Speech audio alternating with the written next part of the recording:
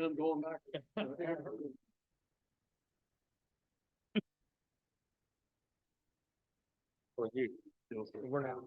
We did not call, again, we did not call. Yeah, the mayor said he wanted to release, I told him no. No, good. And we're not calling. Somebody else. Find out if we can release it.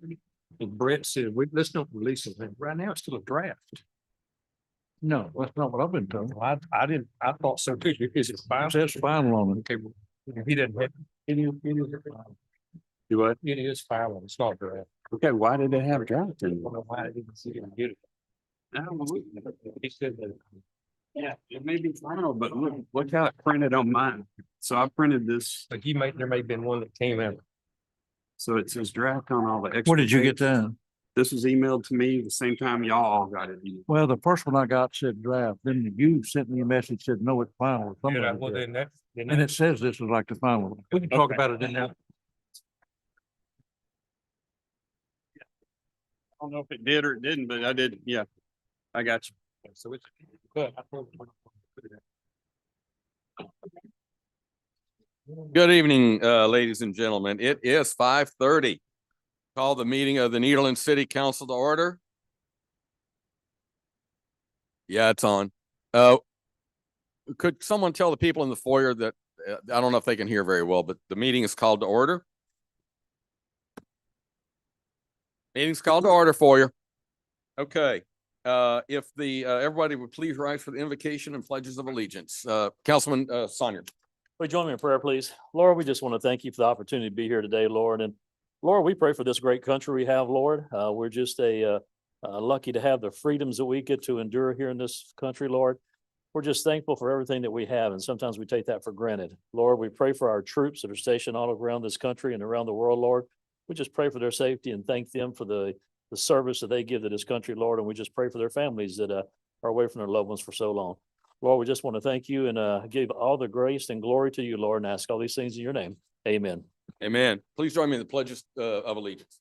I pledge allegiance to the flag of the United States of America and to the republic for which it stands, one nation under God, indivisible, with liberty and justice for all. Honor the Texas flag. I pledge allegiance to thee, Texas, one state under God, one and indivisible. Good recovery. Thank you. Everybody, please be seated.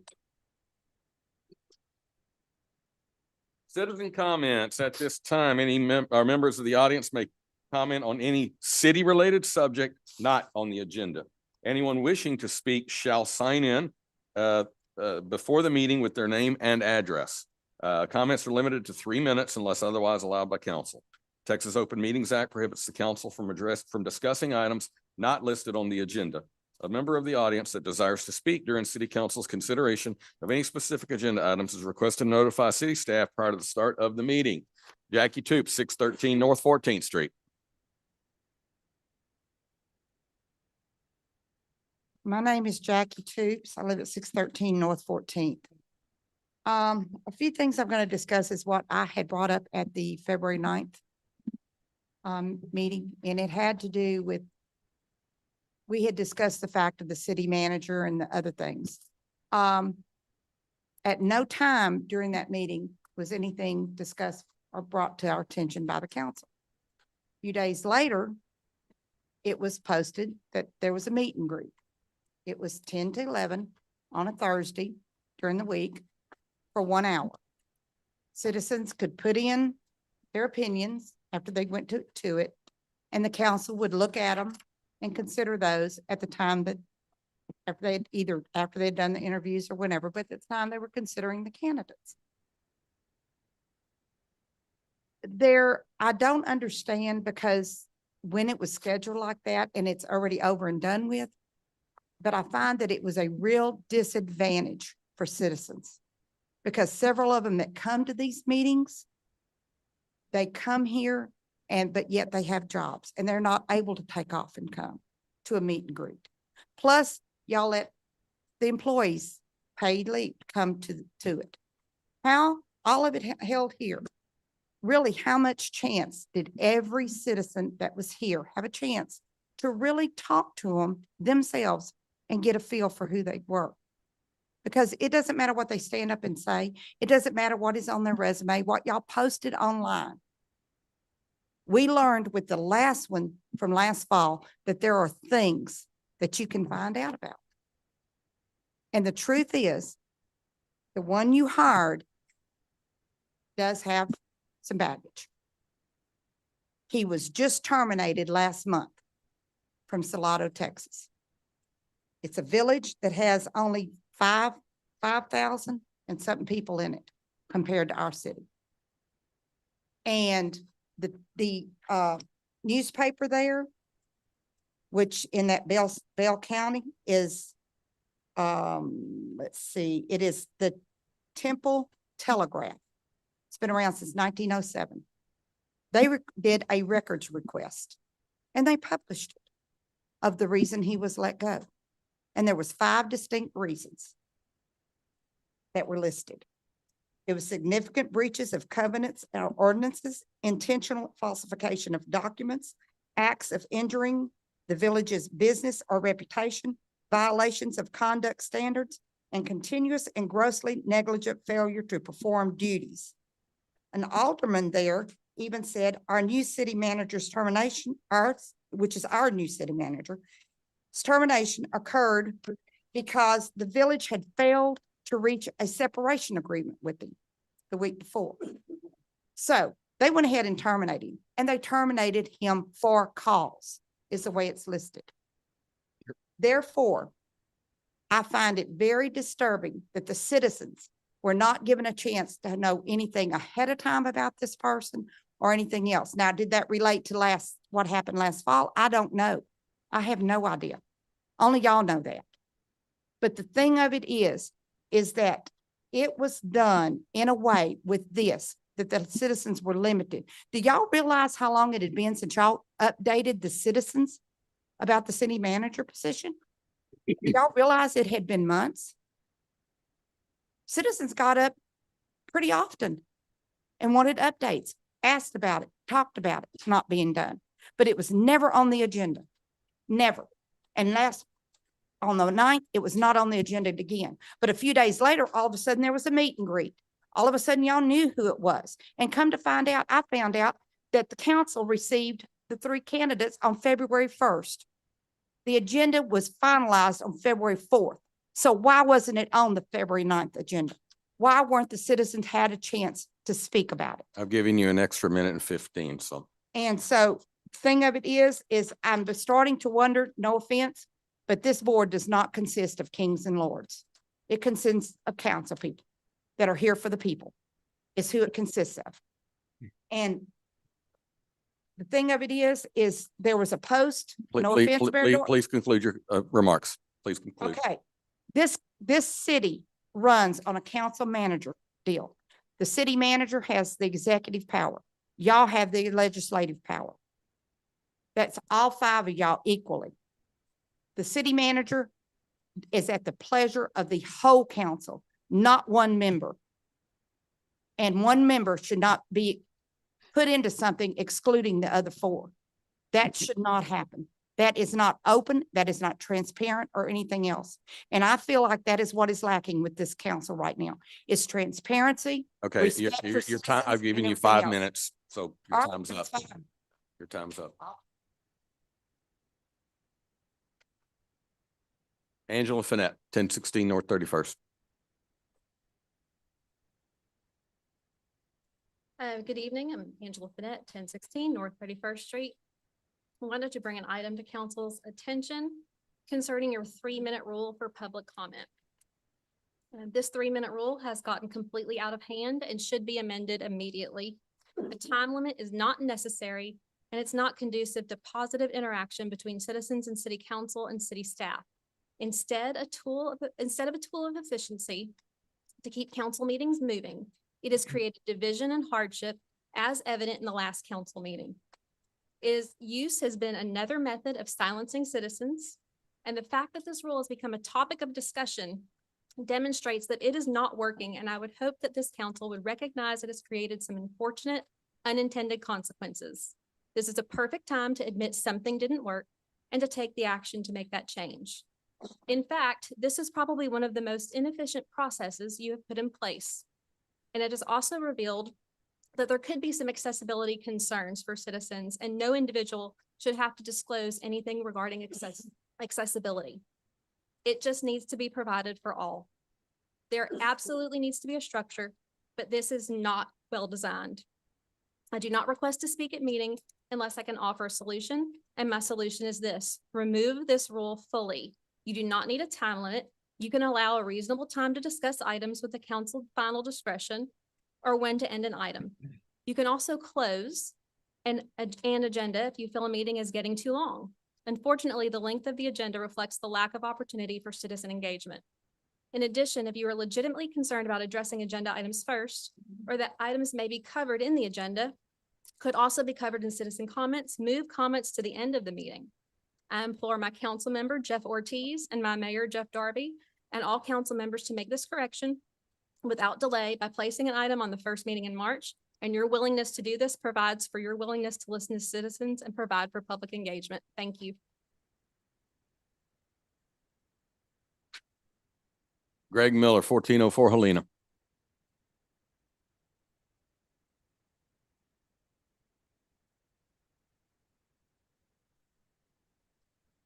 Fourteen oh four Helena Avenue.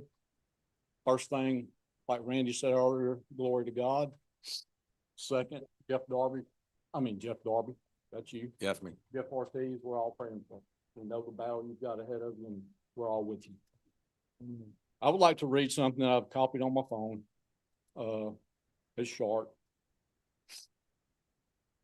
I don't know if we all understand transparency.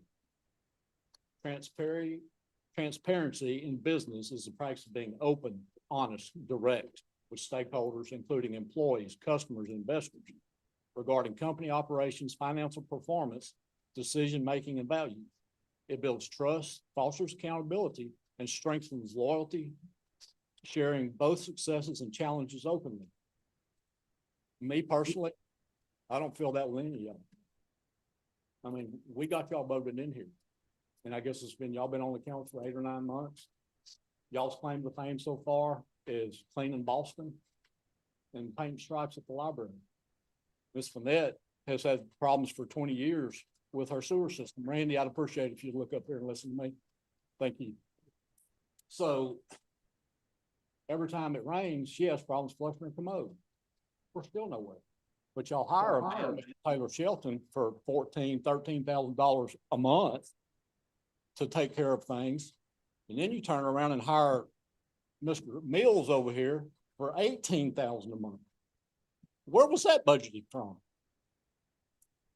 We just pulled that out of anywhere. We got petty cash laying around that we can hire these guys. So Robbie Smith, a 20-year veteran of Nederland that knows the streets like the back of his hand, y'all fire him. And y'all, I'm saying all y'all because when this started, Cheryl Dowden hired them. Each one of y'all talked to them, wanted them here to work for the city of Nederland. And then all of a sudden, I called you guys last week when he was fired. I said, what happened? Oh, I don't know. I don't know nothing about it.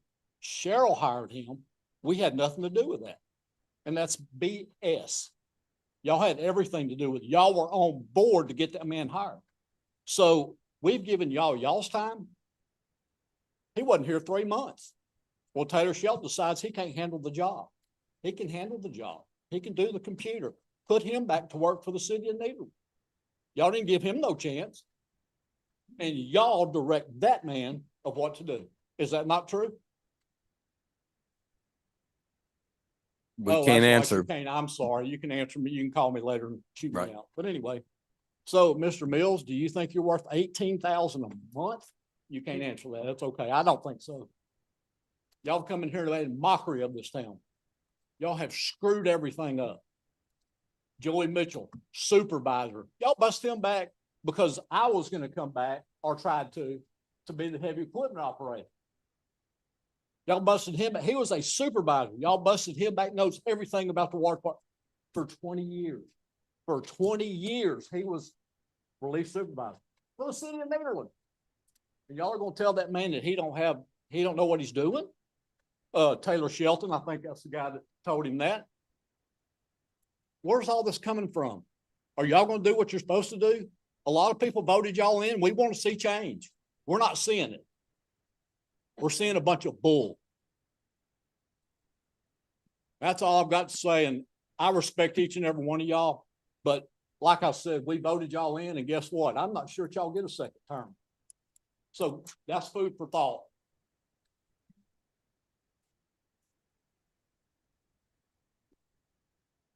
Keith Bass, 2415 Avenue E.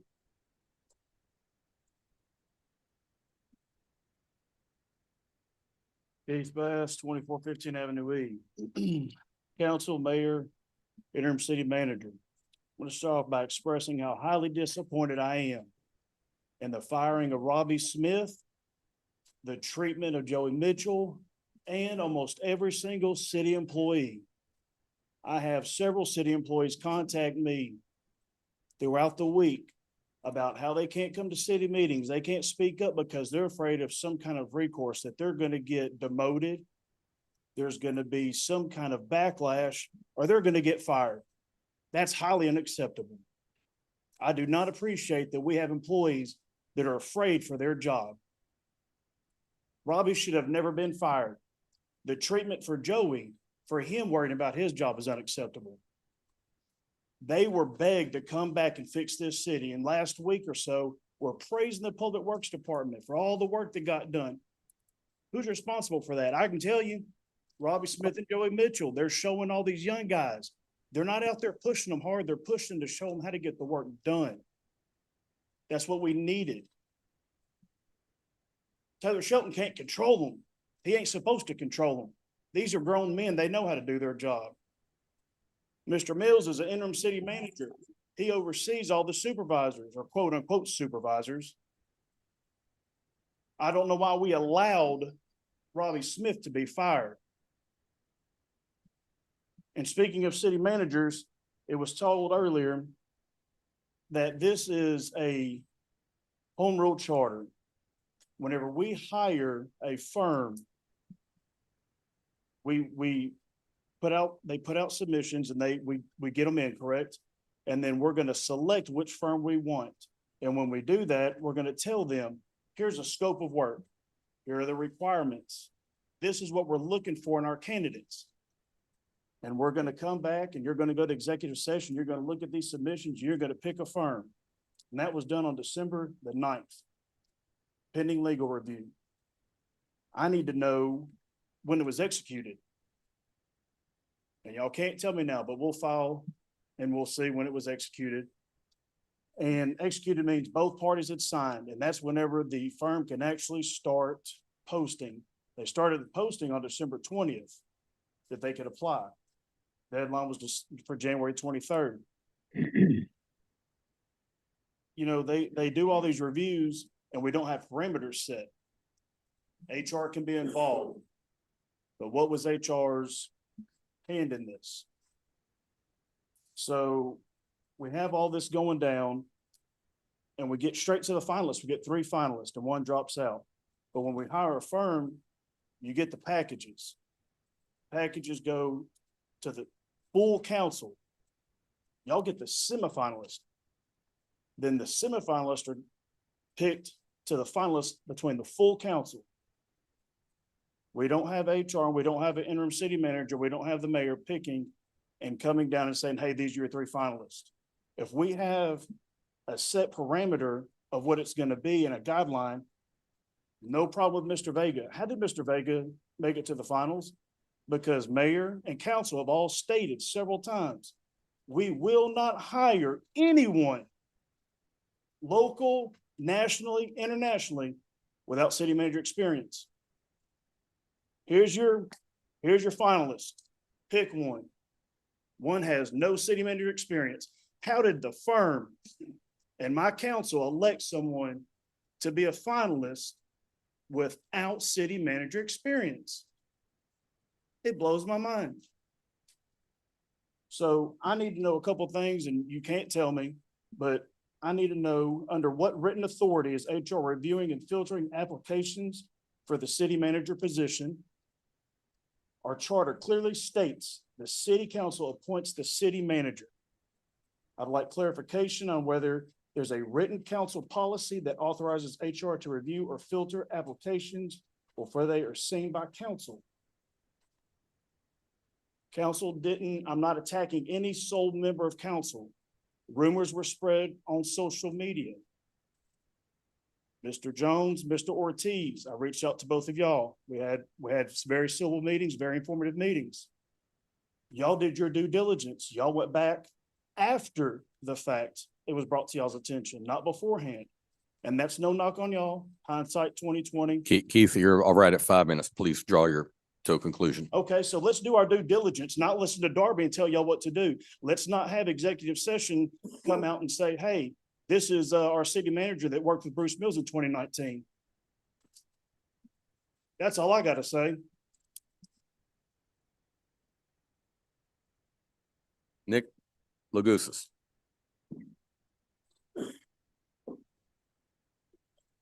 Nicola Goose is 723 South 33rd Street in Nicola. First off, let me say, I'm really happy that we have a city manager, a new one. We need one. Didn't need one. We would have had one back in August. Said he wasn't gonna be micromanaged, and he checked off all the boxes. Manuel De La Rosa may not be the one we wanted. Might not even been the best, but we gotta give him a chance. We really do. Let's not crucify him before he's even clocked in. Let's move to, how's a part-time employee like Taylor Shelton fired a city employee? Bruce Mills, interim city manager, how does he fire a city employee? Where was HR? My understanding is, to this day, Robbie Smith is still waiting on his paperwork from HR for his firing. Still hadn't received it. Today's Monday. Well, you're too old, Robbie. You got, your skills on a computer. We need somebody younger. It was also said that Chris Duke promised Danny Davis he's gonna move him up. Robbie Smith was hired. Danny Davis is gonna file discrimination because Robbie Smith got the job. File what? He's unqualified. He's unqualified for intern public works. He's not even doing the work. He's not even here today to talk about the public works. I guarantee you Taylor Shelton is gonna do that. Where is Stephanie Gaspard? Why ain't she doing her job? Huey Dennis Guffey Jr., Colby Spell were caught forging times. Let's try to not talk names and personnel allegations right there. Forging times. They were not fired. We weren't gonna fire them. That's previous HR. Chris Duke said, still got a job. And Guffey got DWI 2018 that was hidden. Guess what? Got another DWI a year ago. He still worked for the city of Neyland. Again, please don't use the names of non-department heads. Another city employee, 2 DWIs, lost the CDL. He still got a job today. Robin Smith, where he's at? That's right. Got fired. Yeah, Robbie Smith, Joey Mitchell. 3 months that they were here did more than the whole year before. It's just ridiculous. And then I get a call from a mutual friend of Stephanie Gaspard and her husband, Heath Gaspard, trying to intimidate me because of what I posted, and I'm just telling the truth. I will not be intimidated by any man. Goes for her husband, for her, anybody, and their son. I don't hide. I'll be here for the whole meeting. He's back there. He can contact me. This is what's going on from this council. Bruce Mills needs to go. Taylor Shelton needs to go. The worst thing that ever happened to this city. I never would have thought that getting rid of Chris Duke and Holly Guidry would have gotten worse, but it has. Hope y'all do a better job. Jolie Shipley, 8765 Holmes Road.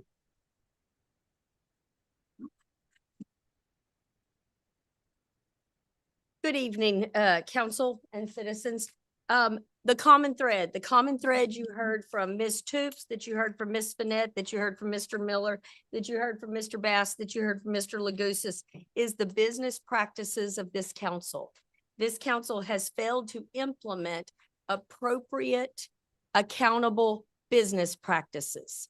I think the term used previously by me was puppets.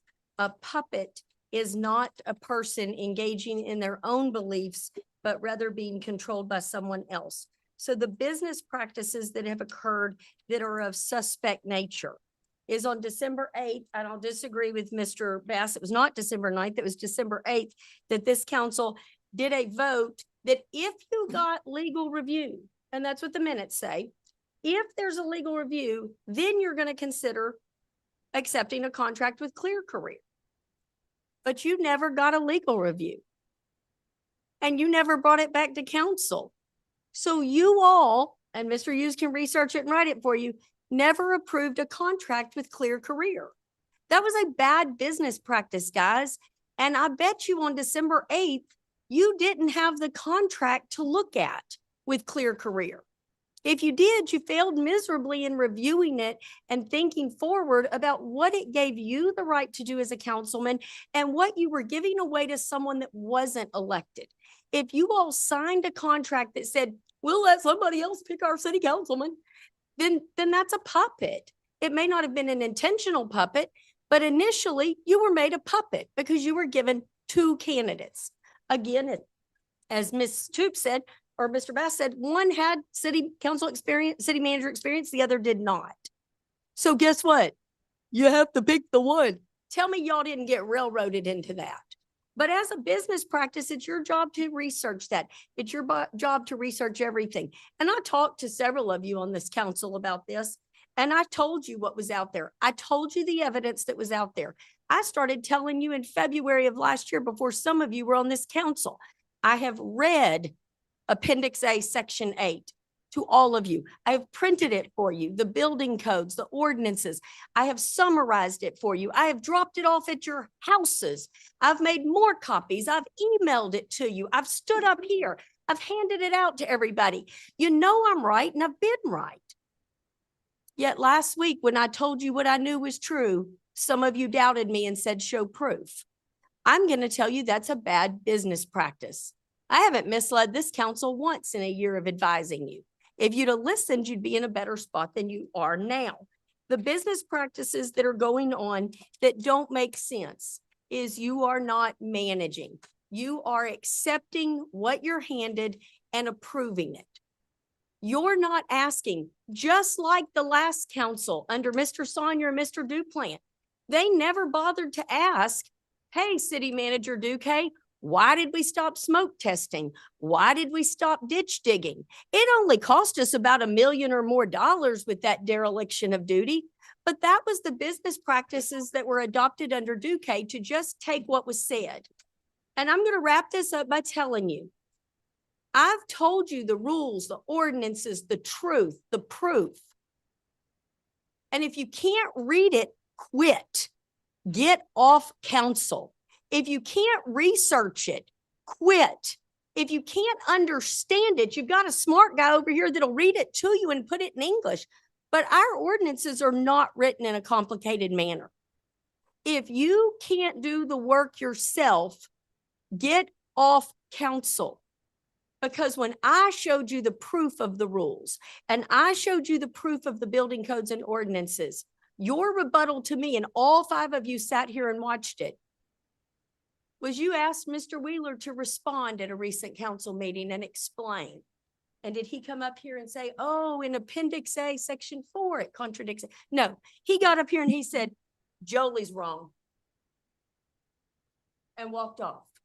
And I'm going to tell you, I wasn't wrong about posting about Mr. Rob over here. I wasn't wrong about Mr. Mitchell or the 9,000 pictures I have our public works working in the last 6 months. Dang near every one, Mr. Mitchell's in the hole. I don't know the guy from anybody else, but every time I drive by and take pictures, those two are working. And when you ask any citizen, they're the ones working. Your business practices are what has failed. You need to review yourself and fix your business practice. Item 4, consent agenda. All consent agenda items listed are considered to be routine by the city council will be enacted by one motion. There will be no separate discussion of these items unless the council member so requests, in which event the item will be removed from the consent agenda and considered separately. A, minutes, February 9th, 2026 regular meeting. B, January 2026 departmental reports. C, tax assessor collection report, January 2026. I'll move the consent agenda. Second. Motion by Jones, second by Duplant to move the consent agenda. Council, any questions? Any citizen? Hearing none, all in favor? Jolly Shipley, 8765 Holmes Road. You have a 109-page addendum to your agenda. And if you go through the departmental reports, I think you all have said since August when they started that you wanted the building official to document the inspections done. I'm going to tell you that he's flipped you off one more time because he's doing what he wants to do. He's not doing what you told him to do. And if you look in your packet on the list of inspections, he listed this time he listed all the permits that were pulled. But on the inspections, he did 3 plumbing, 2 slabs, 4 roofs. But you've told him every month to do a detailed report. I don't know what program Rod Carroll's using, but he sure prints it out. All the other departments can print it out. Street, sewer, they're all printing out the details, but you've got one department that's still hiding what they're doing. So I would ask that you reject that report, order him to do what you told him to do. That would be a good business practice. You set an expectation, and then you require it of your department head, and you reset that item out of this consent agenda for the next meeting, and you have him do it like you told him to do it. Or just let him flip it off. And Any other citizen have anything to say? Okay, we'll go to a vote on the motion. All in favor of approving the consent agenda, please say aye. Aye. Oh, wait, I gotta do it one at a One time. time. That's right. Duplant? Aye. Jones? Aye. Aye. And Darby will say aye with the stipulation that we need much better reporting from the inspection department. As we had previously said, as we had, please, GovWell process. the GovWell process, they will use GovWell. That's all there is to it. And that needs to be in the notes for the new city manager when he arrives here in March. We need to have GovWell reports for that department.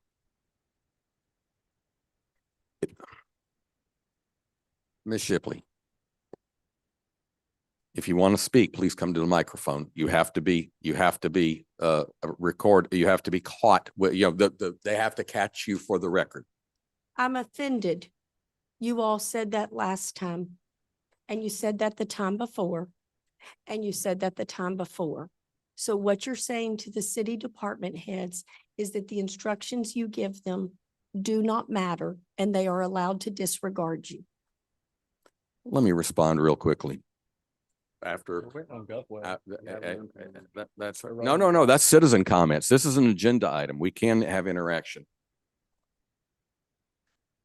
The city council hires 6 individuals.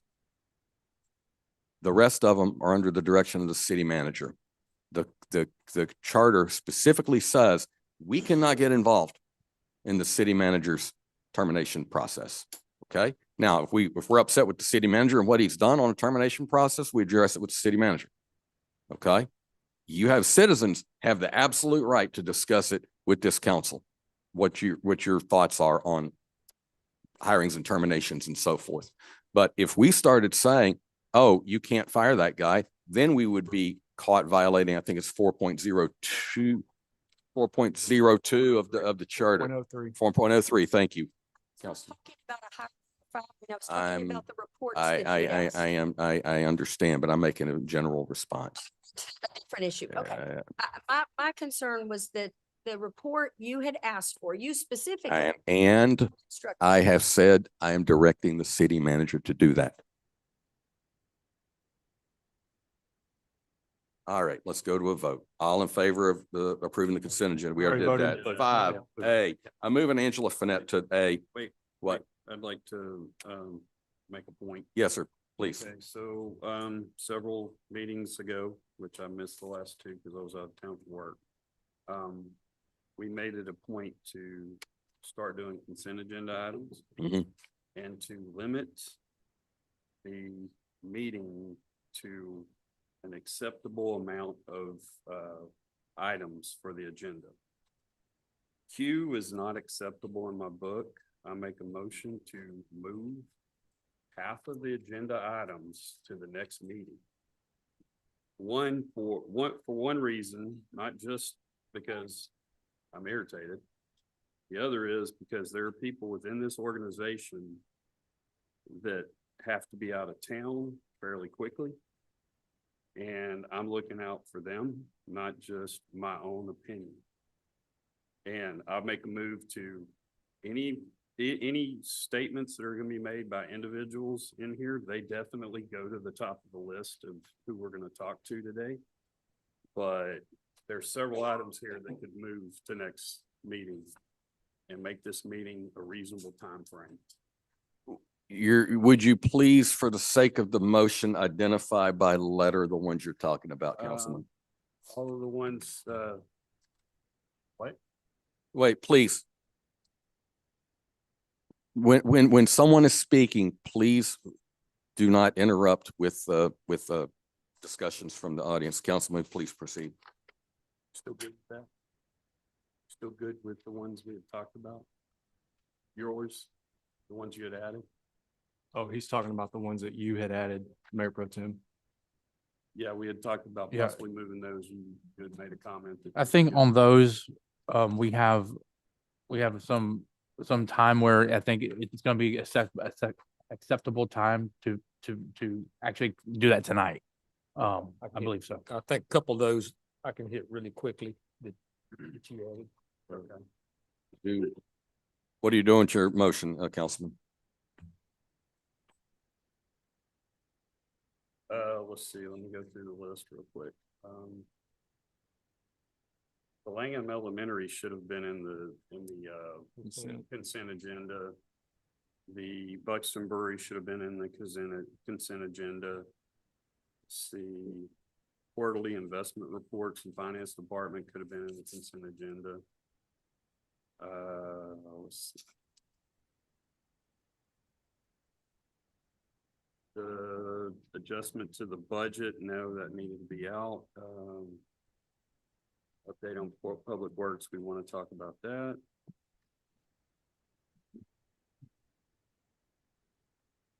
The discussion of the master plan, the discussion of code enforcement. I think could be moved. Which letter is master A and plan? K. J and K. Renee, I want her to talk.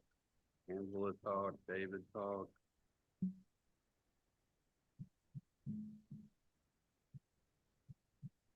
Update on the Mid-Jeff Hospital, I guess is, okay, let's see. And then, Q we'll get to. So All right, that's where I'm at. you're talking to, let me just restate it for the purposes of everyone up here. You're wanting to delay until March 9th. Is that what I'm understanding? Mhm. Letter C, D, F, J, and K. Yes. Do we have a second? Well- Do we have a second? Do we have a second? Motion dies for lack of a second. Moving on. I'm gonna call on Angela Finette first. She made a specific request to attend a baseball game in a little while, so I'm giving Very her, important. It's a little more than giving that. her, but we're gonna this is bring a it up. M. So we're on 5M. We will come back to 5A. 5M, Angela Finette. Let me get my clock up here. 1 second. The agenda items are timed as well. They, So I don't think I've read that agenda items are timed. I give you a reasonable amount of time. I want to keep track of what's reasonable, okay? I don't want there to be 10 minutes or anything. That's what I'm just trying to keep the discussion moving. No, I understand. And quickly, I would like to make a point. There was just a motion made, but there was no agenda item with that motion. So that actually can't be done that way. If you're going to table things, you have to do it item by item. I want to speak. it about died for a this, lack of a second, so your point is taken, but it's a moot point at this point. but it shouldn't have happened that Go. way. So there's. that. Please proceed. I sure will. I'm here to talk about infrastructure, if you can't believe that. I first want to start off with saying that I volunteered happily to be part of an infrastructure committee and was asked to participate in that. And I have requested over and over for this committee to meet because I do feel like I have pertinent information. It may not be valuable to anybody sitting on this council, and maybe nobody cares in the back what I have to say, but at least I should have the opportunity to be heard. Sorry, I'm short. I've been told that we cannot meet because we have interim staff. If interim staff is collecting a paycheck, there's an expectation of work to be accomplished. If they are professionals, they have had experience with the installation of boards, and they should have experience with working with citizens. If they don't have that experience, we should not be paying them. It's very simple. For positions like the Public Works Director and City Manager, working with boards and committees is not a new concept, and they should be equipped to handle the installation of a board and communication with that board. Many of you are elected within a year or running for your position right now. How would you feel if you were told you couldn't meet? If you couldn't discuss city business? If you couldn't be a part of something that you care about and that's affecting your family? The individuals that have been selected for the board would like to have the opportunity to volunteer to serve our city, although it's rumored that no one wants to participate, but all 5 of those people are here tonight. And if that is the case, the council can appoint someone else, as you've taken action to appoint someone in the first place. I have and continue to want to serve, but have not been provided an opportunity to do so. I also happen to know there are individuals that have asked if they could serve in addition to the 5 that are already appointed. The first meeting did not have all the members, and admittedly, I personally was extremely upset. I walked in and told that my public information request that was about sewer, I was going to be charged an overtime rate for because people had to look for documents. I didn't get charged a rate, understandably, but that is not the way to serve your citizens that want to participate and help. The second meeting was a town hall with Mr. Shelton, Mr. Mills, and Mr. Darby. Not all the committee members were present, but all the committee members even got to speak. It was not set up with a bylaw where there was action, discussion, interaction. Didn't happen. I have information about possible grants and a plan of attack and addressing the large areas of the city because I've lived this. And I have not been able to discuss that with anyone. In that meeting, both Mr. Mills and Mr. Shelton said, we're going to get in touch. My phone has not rung. My email has not pinged. No one has reached it. Nobody came by the house. No one has reached out to me. I'm real easy to get a hold of. I'm here all the time. That said, I'd like to share repairs plan for the western section. There's been no update. I understand Mr. Mills, or not Mr. Mills, Mr. Shelton is on the agenda for tonight. I'm glad to see it. It should be on the agenda every time. When we talked about this with most of you, February 25th, 2025 was the western section report. That's the date on the front copy. It's been almost a year. We've made no forward movement. We might have talked about getting some work done in the western section, but I'd like to remind everybody, we don't need to do all these repairs just in one section. Your level 1 and level 2s don't matter when there's level 5s on the other end of town that are going to take on water. The sewer system is connected. It is a belly under Lawrence. Mr. I cannot remember the fellow from Schaumburg and Polk said, my neighborhood is probably the lowest in the area when it comes to the sewer lines. So you can make my area impenetrable. And when the south side of town takes on rainwater, I will not be able to use my commode when it rains. Neither will my neighbors or the 32 other homes that I've identified just in my neighborhood. I am begging you to look at the work that's going to be done and let's attack the 4s and 5s citywide. Then you can go back and do the 3s the next year. May you're going through a lot, so I want to make sure I don't miss Understand. anything here. Mr. Mills, let's set up an infrastructure meeting. I don't schedule the meeting. That's not my meeting. Okay, who's I was gonna scheduling the meeting? clarify It should with be you. the Public Works Director. Well, You've got directors in about the the- back that have advisory boards excuse and me, they schedule those The meetings. infrastructure committee, that's the mayor's committee, No, y'all's committee. no, it's the council's committee, but I've said to, you can say, schedule a meeting, schedule a meeting. We want to schedule a meeting with the infrastructure committee on, give me your availability. I'm gonna have to take a look. I'm not really prepared at the Understood. moment. But I'll be more than happy to try to meet. I've offered that through email and emails have sat for days Look with at- no response. Look at your calendar during the meeting. Well, you're fixing to go somewhere. That's fine. I will Okay. get you a response before the end of the night. But I want us to Send it be to all able to five sit down council. and talk with city staff. The city staff member takes minutes for the meeting, just like this meeting. Because it can be recorded and transparent for the public that's interested in infrastructure. That's what everyone's saying in here and asking for.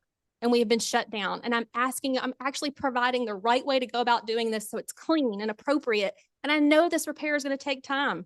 I know it. I'm not telling you to do it in a year. You can't. It can't be done. We don't have the money for it. No one does. It's that bad. There's money out there, though. You hired somebody for grants. What was that, about a month, 6 weeks ago? What infrastructure grants have they brought to you? Because I have a list. What have they provided to you? Because I have a list, but no one will sit down and talk to me. I'd like to continue because I want to get done with what I've got done here. And if you've got questions for me, I'll be happy to answer.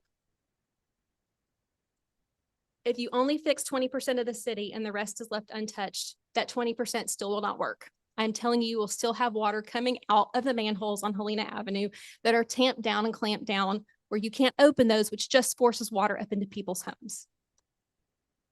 It is sensible to believe that if citywide, the worst repairs are completed first and then multi-year project is put in place to continue each smaller repair, it could lessen the burden of cost yearly, and we may see improvement. You do not need to address 2-inch lines right now. The 8-inch lines are failing. There is grants available. What grants? Well, we've got the Texas Water Development Board.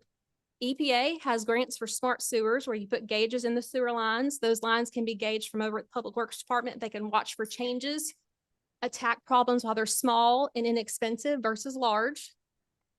TCEQ, there's the Sewer Overflow and Stormwater Reuse Municipal Grant. The Clean Water State Revolving Fund, that's billions of dollars nationwide for infrastructure. There's a Water Infrastructure and Resiliency Finance Center that offers resources to communities for helping to apply for funding. There's grants with the USDA. I even have their phone number and their office address if you'd like for me to share. These grants are out there. And if you go after them every year, there's money coming in every year, but you've got to sit down and look at it and they will help you apply for these grants. And it's not easy, but it's not doable. And you don't know if you don't try. Other thing that has not happened that I think I'm probably the most frustrated with is that report came out on February 28th, 2025, and everyone was just appalled that a lady came in and she's telling her child to use a camping toilet when it rains in her home. This isn't me, this is a neighbor, and everyone is just beside themselves. What training has been done for staff besides having the police chief come out and talk about safety while they're on the job? It's been 52 weeks. No staff has made a repair. In addition, these things are broken. They can go look at them and learn. We haven't even done any internal training. Nothing's been done. Anyone who is a public works director can handle this. I'm not. I can go look at something and learn that it's broken and see what I could possibly do to think about repairs. We're not taking this opportunity at all. No citizens have been contacted about private line leaks for a year. For a year, they have had broken sewer lines on their property. We know about it and they're not contacted. Nobody wants to talk to them. That's a lack of engagement. Training is provided by Texas A&M Engineering Extension Office, the Texas Rural Water Association, the Water Environment Association of Texas, the Texas Commission on Environmental Quality, and the American Water College. And some of these courses are online and free. In addition, there's education out there locally. No one's asking anybody for any help. We're just doing the same thing every day over and over and not helping anyone. Your grant writer should be looking into this training for you as well, because it could be something that's offered free and would take next to nothing to set up. I'm happy to discuss this further, but I'm not doing anyone's job for them. And it's getting old. I'm frustrated. People have problems with their property that is not the result of their lack of doing, it's the result of the city's lack of doing. And something needs to move forward. You got to eat the elephant one bite at a time. It's not going to happen overnight, but nothing's happened. Nothing's happened. It needs to start tomorrow, not the new city manager. Mr. Mills shows up to work tomorrow, probably have a conversation about it. It's time. Thank you. Any member of council have a questions or? Yeah, I have one question for Ms. Finette, if she could come back to the mic, please. As far as the infrastructure meeting, I believe the tentative start date for the new city manager is early in March. Would it be more feasible? I'm looking at it as maybe an opportunity for the board to get with the new city manager to bring them up to speed. I know you've spent hours doing research. Do you think it'd be more feasible to do that after or before? I will make myself available anytime, but I'm of the mindset if someone is showing up to work at 8 o'clock in the morning and they're staying until 5 o'clock in the afternoon or 12 or whatever, it's time to get to work. So I'm happy to talk to anybody. There's things that can be done this week to move forward. It's real simple. Happy to help whenever you want me. All right, thank you. So I have a comment as well. Regarding the infrastructure committee, I think we need to create some bylaws and policies regarding this. I don't know if I was on the council in 09-10 when we set up the Parks and Recreation Board. I believe we have bylaws and things for that committee. So I think we need to look at our boards and our committees to make sure we're consistent. We also need to be sure that we have a designee that we can submit agenda items to for this committee. Should be the city manager or his designee or her designee. I think we need to get this stuff organized because it seems like this committee is very disorganized. And we need to go try to figure out how this committee can benefit the city because it will be a benefit. But I think what's happening is we're not structured and we don't have any type of, we're just throwing things on the wall and hoping it sticks. So I think we really need to look at this, create bylaws, create some systems in place to where we can actually facilitate these ideas and make them happen for our citizens. I've asked for bylaws for this over and over via email to all of you. I've been asking for this. This is not new, and I appreciate your comment, but this is not new. Could you, Jeff, contact Joni at some point this week and try to get examples Yes. of the bylaws? Yes, I will do and that. See what we can do. I'll do it this week. Curious if for there's this some one. other Thank- cities we can maybe use as like a framework Yeah, I'll instead of definitely starting do with that. a notepad. All right. I'll definitely. do Good, that. yeah, Mayor, thank you. And I know I've talked to Mayor Pro Tem and talked about this committee and think you had your first meeting before we came to town. And I did hear that I don't think it really ended with any kind of structure at the time. Came in, we had attended one meeting. I thought it was going to be postponed. There's been a lot of work in the background, a lot of stuff you just talked about with grants, that stuff. I think you may not be here, but you'll hear Mr. Shelton go over in his comments in a few minutes. I've never committed to call you. I never committed. Hold Yes, on, sir, you did. hold on. I'll call people back all day long. What I do remember sitting right here where you're standing saying Mhm. that myself and Taylor would come here. I think we said sometime in late February. And when we have any kind of information, we'll have an update, whether it's in a full committee meeting or meeting, we will provide an update. Mayor, I believe that's what the minutes reflected today. We all Who took the met in minutes this for that meeting. meeting?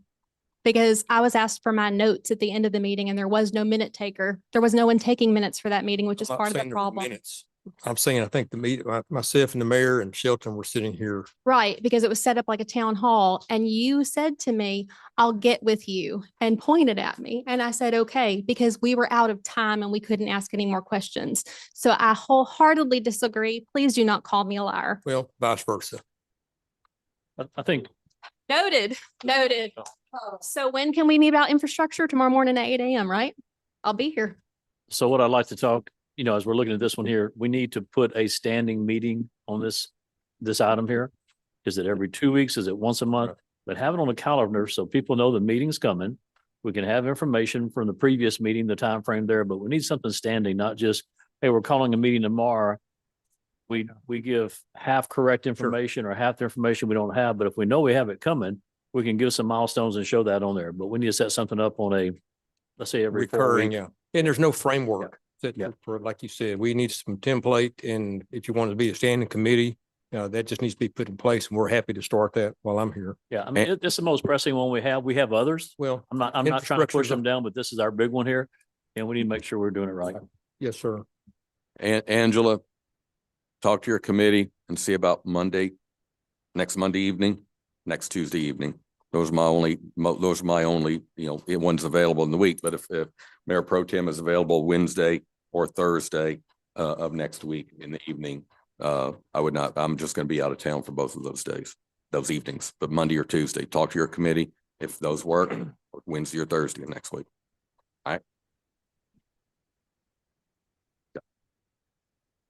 Okay, Jackie Toops, 613 North 14th. Mr. Mills, I hate to disagree with you, but I was at that meeting. There was other people here that were at that meeting. And we heard you and I saw you point your finger at Ms. Finette and tell her you would get back. So I'm sorry if you don't remember it. Yeah. But there are other people out here that were there. And I'm Gotcha. sorry, Period. but she would not have expected Yeah. a phone call. Well- It did not happen. Like I said, I'm happy to return calls, and my phone rings too. You can call me and you can get hold of anytime. All right. All right, hold on. Let's not have yelling in here. Thank you. Jolie Shipley, 8765 Holmes Road. Let's be forward facing and solution oriented for a moment. We need to know where we've been in order to get where we need to go. The first meeting was with Ms. Dowden in the back room. I believe it was Mr. Ortiz that showed up at that meeting. If memory serves me correct, thank you for nodding. And participated, and we exchanged what we knew. So we talked about, we know we've got this study from Westwood. We know there's 42 leaks in this line, or a big section where it was. And this was without the assistance of GovWell and without the assistance of detailed reports. It was simply a collective effort amongst the members to find out where the problems were. And that was really helpful. And we were then going to meet and focus on how to address those areas. That didn't happen. And when we got to the second meeting, I really felt like I was in a time warp. I felt like we had never had the first meeting. I felt like it was a new day, or 51st dates, or whatever that is, because we started off from the very beginning. One of the issues about the drainage and sewer, because it's the infrastructure committee, was the drainage, which is the ditch digging. As you all know, back in the 80s, 90s, and 2000s, this city dug ditches, I believe on a 3-year or 4-year rotation. Thank you, Robbie. Robbie was over a lot of that and told us how they did it each day and how they mixed it with the street work. And so they got up every day, fixed streets. And when there weren't streets to fix, they got the Gradle and a dump truck and 3 guys, and they would go dig the ditches. And they'd stop when they had to repair a street. Under the prior council, Mr. Duplant, Mr. Sonier, that stopped at Mr. Duquesne's thing. So when we walk into the second meeting, we all knew that we had made the commitment of hundreds of thousands of dollars to dig the ditches in the city, and that had been completed without a written contract ever. So no one ever said what the ditch digger should do. No one told them how they should do it. No one at the city spotted them or identified the grades. So we have ditches that now flow the opposite direction of the way they did a year ago. That's not going to work come hurricane season. But nonetheless, that contract had been completed.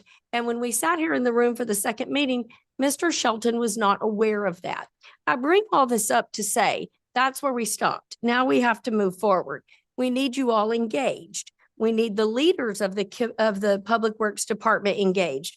We need those that have the history of the department and how it used to work and how it could work again if it were implemented, but we kicked them to the curb.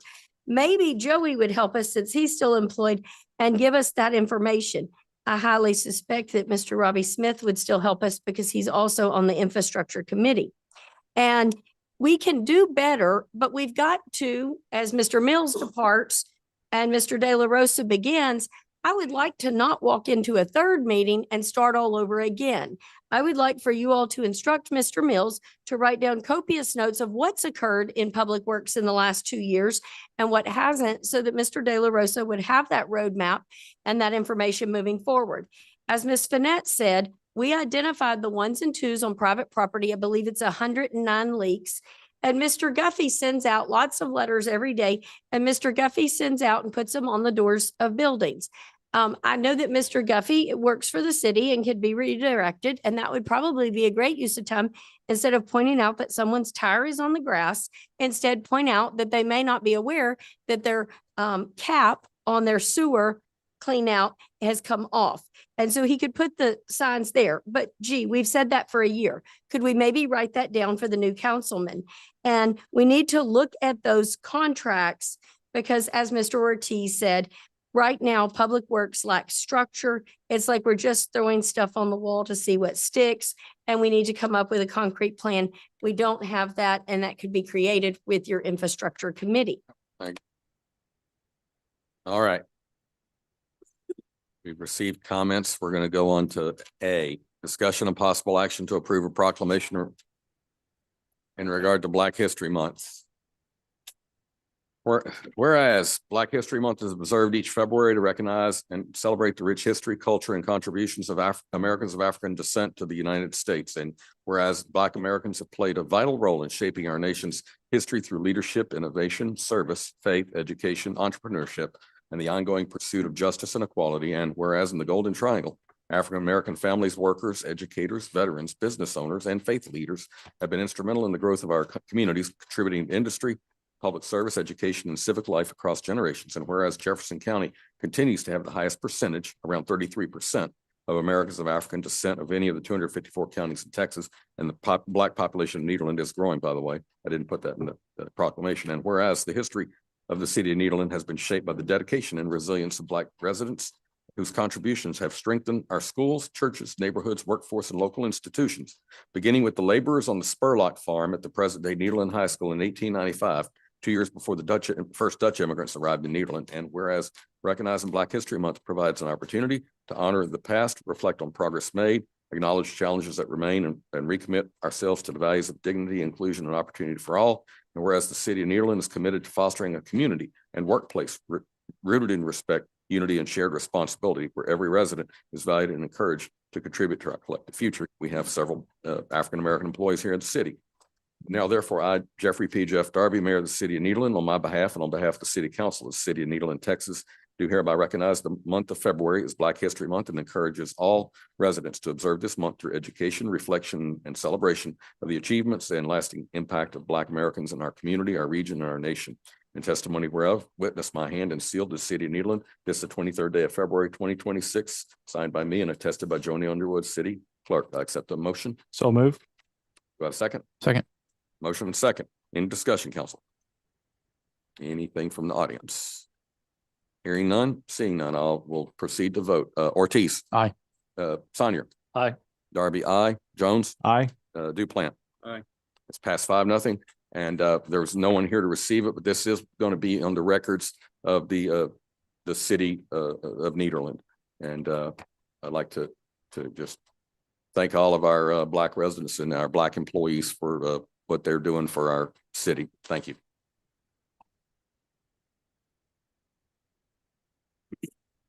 B, discussion and possible action regarding the request for proposals for windstorm insurance. Mr. Mills. Thank you, Mayor. We have a consultant from our insurance broker group. Got her on line here, I believe now with RWL. Going to give us a presentation. This is the, he asked us to do an RFP. Went out. This is for windstorm insurance, as I said. She'll give you the background of RFP. One thing that I want to note though is she's going to let her brag about it, but it looks like our premiums this year about 300,000 less than they were last year with hopefully a softer market and no hurricanes. So with that, Carolyn, I believe you're on. Okay, can everybody hear me all right? Yes, ma'am. Yes, ma'am. Great. Yes, we did the RFP.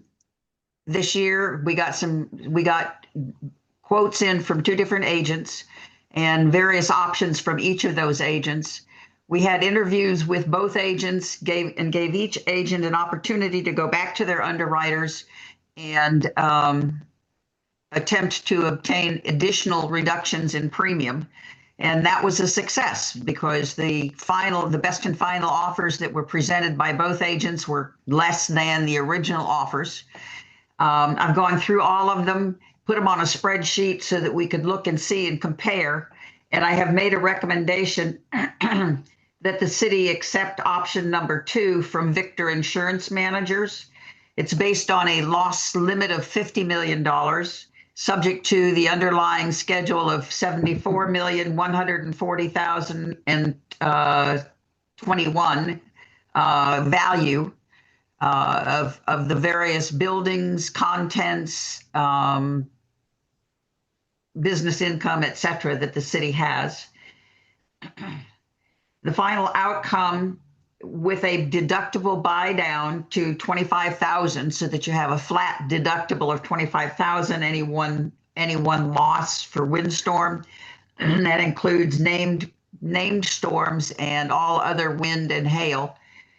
The total offering for that is for $639,599. And this is in comparison to what you paid last year of $938,784 for essentially the same. $300,000. Yeah, just a hair under $300,000 less this year than you spent last year. It is not the USI services did offer a full schedule value option. But in looking at some of the documentation that was presented, the likelihood of the city needing more than $50 million in coverage is almost non-existent based on the spread of risk and the type of buildings, et cetera. And I feel like the $50 million loss limit and the premium savings associated with that are reasonable for the city to accept. Does anybody have any questions? Do any member of council have questions for her? No. Okay, ma'am, it looks like we have no questions for you. Any member of the audience have a question or comment to council? You cannot engage her directly. Okay, hearing none, seeing none. So your recommendation, ma'am, is for Victor option 2. That is correct. And we support that as well. Okay. Do I hear a motion? So moved. Okay, motion by Sonia, second by Duplant. Yeah, Whatever y'all want to do. okay. Any discussion by council? Hope my premium goes down. Yeah, I was gonna say, you didn't negotiate for our own. Right. $300,000 is a very sizable amount Yes. for Okay. a premium change. Okay, we're gonna go, Third. we're gonna, So I expect mine to go down by a third. Yeah, right. we're gonna go to a vote here then. Duplant, Yay. Jones. Aye. Darby, aye. Sonia. Aye. Ortiz. Aye. 5-0. Thank you, ma'am. Absolutely. Appreciate the work. Thank you. 5C, discussion and possible action, approving a request from Langham Elementary to utilize Needland Recreation Center for a school field trip. Mr. Mills. Thank you, Mayor. Yeah, this should have been on consent. This is a repeat, but this is and Toby completely agrees with from Parks, and it'll be closing rec center for a couple hours, and this will be on March 4th for a field trip. Toby, you agree, right? Any member of council have a question or comment? Any member of any citizen have a question or comment? I'll make a motion. We have a motion by Sonia, Second. second by Jones. Any further discussion? Hearing none, all in favor of the motion, I'm going to go now, Ortiz. Aye. Sonia. Aye. Darby, aye. Aye. And Duplant. Aye. Okay, it's 5-0. Thank you, Mr. Lechley. D, discussion and possible action approving a request from Buxton Brewery to operate a beer garden from March 11th through March 14th. That's during the Heritage Festival. Mr. Mills. Bottom line, who would not recommend this, but without the details, but this is a repeat from last year as well. For a temporary use permit during Heritage Fest, March 11th through the 14th. I think all the boxes have been checked with police and fire and code and everything be set up properly as it was last year, and I understand last year it went very smoothly. Yeah, I think this will be our third year. Okay, Yeah. so I think it's proven and definitely recommend moving forward. Okay, is there anybody from Buxton that'd like to say anything? Mr. Oob? We got Very good. Thank you. Yeah. Thank you, Chief. Thanks, Jim. Hey, Chief, before you step out, I know when we looked at this last year, we talked to Porter, if there were any issues 2 years ago and there were none and none last year. Did you hear of any incidents from, passed along to you? Contacted, I talked to Andy. I don't think to date they've had any issue. Okay. Okay, I'm good with it. Okay, accept the motion So second. moved. second. Motion by Senior, seconded by Jones. No further discussion from council. Anything from the citizens? Hearing none, seeing none. All in favor. We're gonna go again. We're gonna go 1, 2, Mayor 3, 4. Duplant. Aye. Jones. Aye. Darby, aye. Aye. Senior, and then aye. It's 5-0. Thank you. And for the beer garden, happy beer garden. Okay. E, receive the racial profiling report from the Nederland Police Department in accordance with Article 2.131 to 2.138 of the Texas Code of Criminal Procedures. Mr. Mills. Thank you, Mayor. Chief will give us a quick overview. This is a statutory required by Code of Criminal Procedure racial profiling report due in March every year. Yeah, And I want to say it started about 2 decades ago, required by the legislature to give it. Looking for any anomalies. There's no anomalies noted. Obviously, this thing is looking for racial bias, and there's no anomalies noted in the report.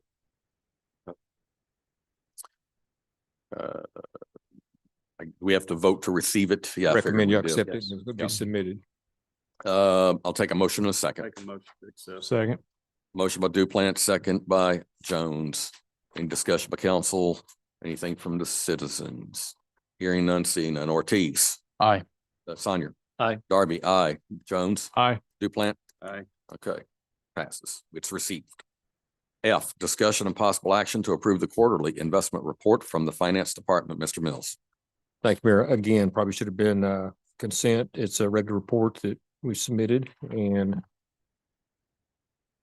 this is from September 25 and recommend approval. Is Ms. Stucker here? She's right here. Hello.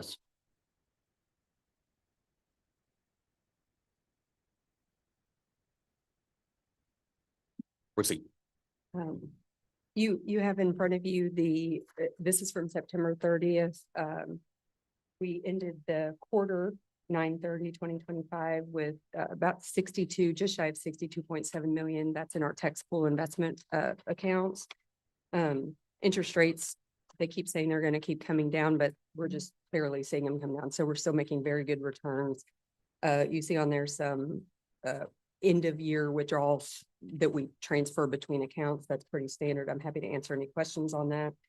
And then stays steady in the Stellar. We had about $9 million in the Stellar account as of 9/30/2025. Any member of council, I'll go on to do a motion in a second so we can have discussion and all that.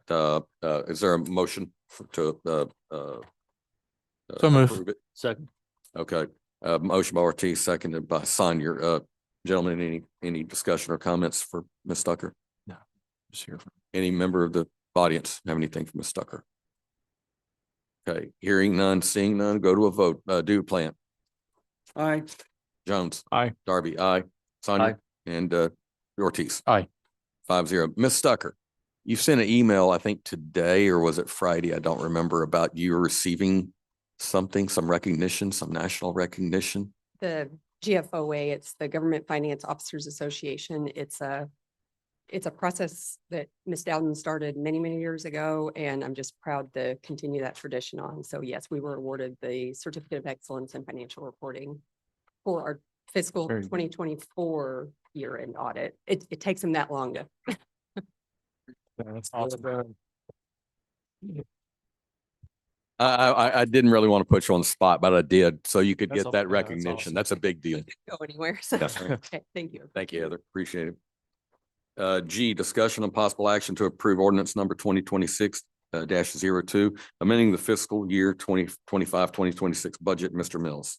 This was complex. Let me read it and then Heather, correct me if I'm wrong or jump in and I'll try to, it's a 3-part kind of piece. So let me just kind of go through what we have. So very important amendments, but the first one for this budget amendments for staffing needs in 3 different departments.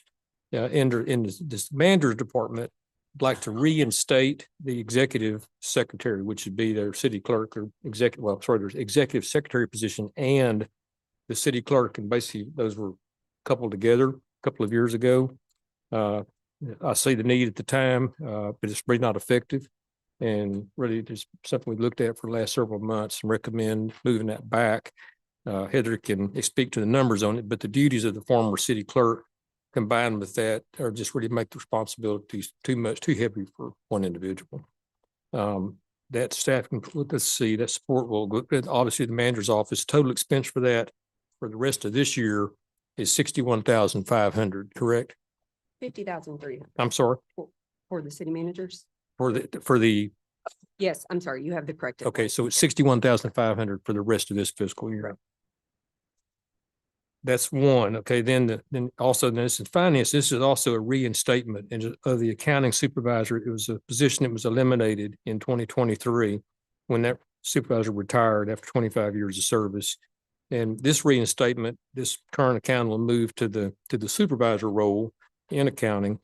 And also be requesting reclassifying the accountant position be filled as an accounts payable. We had accounts payable and accounts receivable doing the same individual doing both, which is just not sustainable. This is very necessary for our activity today with our financing and billing functions we have, that we can keep getting that recognition and passing audits. The total expense for this again, this year, breaking it out separately for that amendment is 52,000 for the remainder of this fiscal year. The next one here is very important as well. This is in our meter and collections department. Again, making a third piece here. And it's a reinstatement of a part-time department clerk position and a third meter reader position. Our meter readers, as you know, we have two. They work their tails off, and while they're doing it, they're putting in replacing our meters, and we're way behind on replacing those meters, and we're behind in a fiscal way and in a labor way. So it also, would reduce overtime by having this, but we're also wanting to add for the meter replacement. These folks not only read the meters, they replace the meters, and I want to say we're like 500 or so behind in doing that. So we're not playing catch up. Total for that would be 49,300 for this remainder of this fiscal year. Then in addition to that, it'll give us that additional reader and installer. And for that, we're recommending another small meter truck like you see we purchased recently. Got a really good deal on those, and with an up to amount of 25,000 with our vendor for that, and to equip the vehicle and be our third meter vehicle. And that's, as I said, that's 25,000 to the budget. And that's in our equipment fund this year to cover that expense. Am I say all that? Yes. I'll start off with the questions, Bruce. Okay. On bringing back the position of executive secretary for the city manager's office, explain what your thinking is on that. So there really are, they're two distinct roles. Now, I'm looking at Joni, I don't want her to speak on it, but I'll put her in an awkward spot. But I mean, it clearly, she's wearing two hats, okay? So you have an executive secretary, which would be handling many things, doing with not only these meetings, but like setting up meetings for infrastructure committees and that sort of thing. It's a load of work that are not necessarily city clerk type related work. Obviously, city clerk with open records, with meeting minutes, with agendas, with all the things we have going on with this council. And she's doing both of those. And it was clearly designed, and by your charter, designed to have both of those functions. And I know it was a tragic accident, I believe, that created that or caused the need for those to be merged, and you made it work. And I applaud Joni for making it work, but it's really not sustainable. Okay. Thank you for the question, the answer to my question. Mayor, Go ahead. thank you. So from a money standpoint here, this is a budget amendment, so it means these funds weren't allocated in our current budget. So I like to know, it's a $187,800 that we have a budget amendment for. Where's this money coming from, and how do we look on the budget with this proposal being possibly passed? So the top two items, if I can speak to them that way, come out of the general fund, and we have a very healthy, as I'm sure you're all aware, fund balance in the general fund. And going back to, I know that the positions that were kind of eliminated and combined, it's been kind of over the last several years. There was always budget for some of those positions, and they weren't cut due to budget costs, if that makes sense. So there is money to cover it without worrying about going into a deficit for the general fund. You can see, I'm not saying let's raise any anticipated revenue to cover these, but for those two, they would fall in that category. Now, the meter person and the truck that would go with that, if that's approved, comes out of the water sewer fund. The water sewer fund is not currently sustaining on its own, so it could potentially cause some deficit down the road. But to Mr. Mills's point, our meters, and I know I've spoken about this to all of you this last budget workshop before we did this budget, and the year before that, for those of you that were here, you heard me say, we've gone 20 years without replacing these meters on a regular basis. And right now we're working on the weekends doing the reads and the regular maintenance so that we can try to change some of the meters, and we're just not managing. So I can't quantify how much that might result in lost revenue, but I know that that's a component, but unfortunately I can't quantify that because I don't know what and we want to ensure that we are, we pride ourselves on billing everyone accurately. But we're at the mercy of some of our equipment, just like a lot of the infrastructure in the city kind of falls in that same bucket. Is that? Well said. So it might be money up front, but we're gonna recoup it.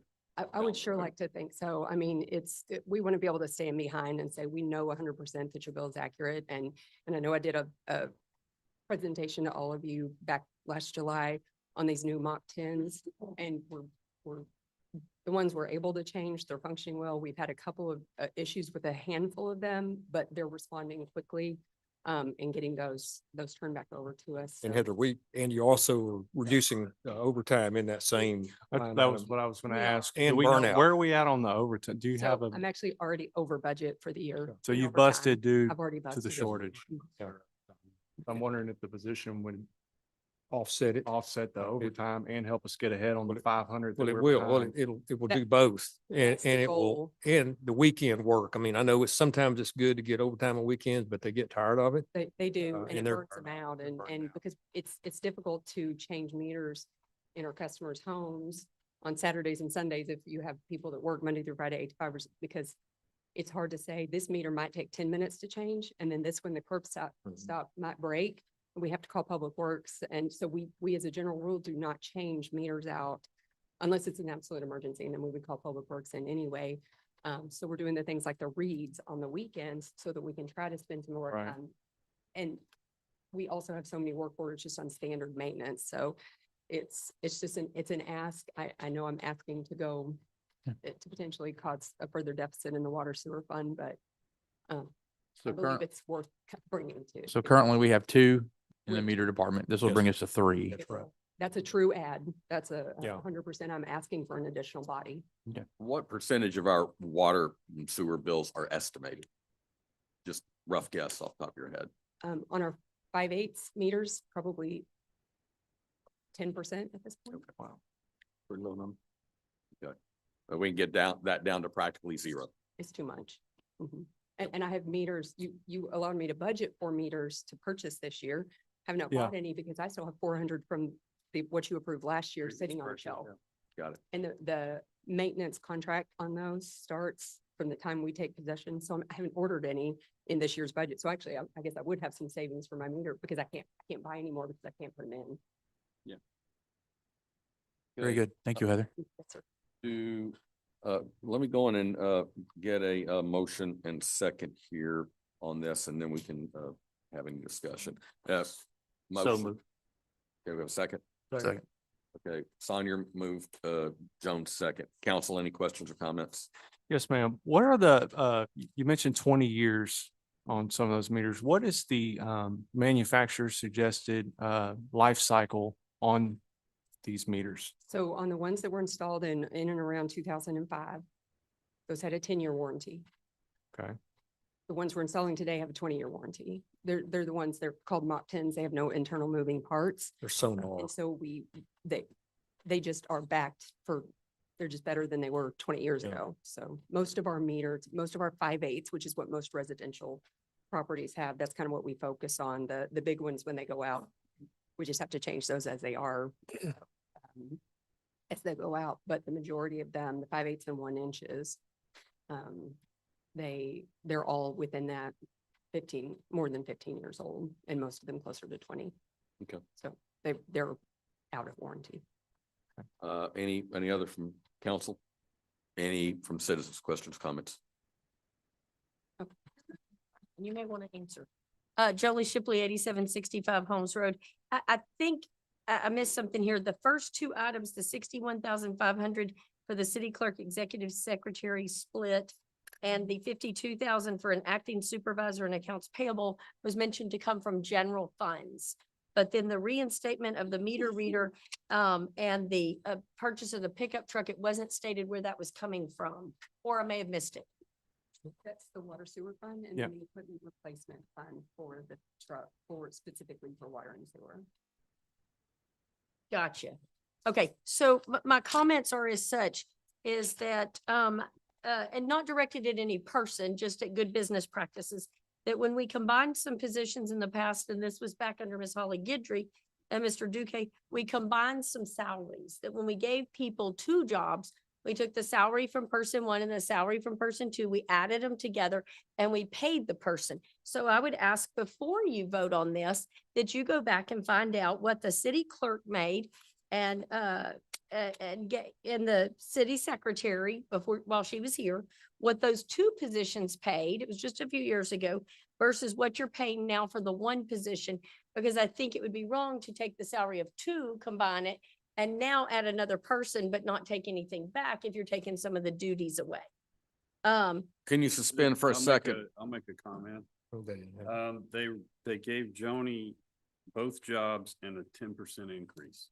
She didn't get both salaries, Neither, right. nor did the others. nor did the others. Thank you. Okay, you can resume now.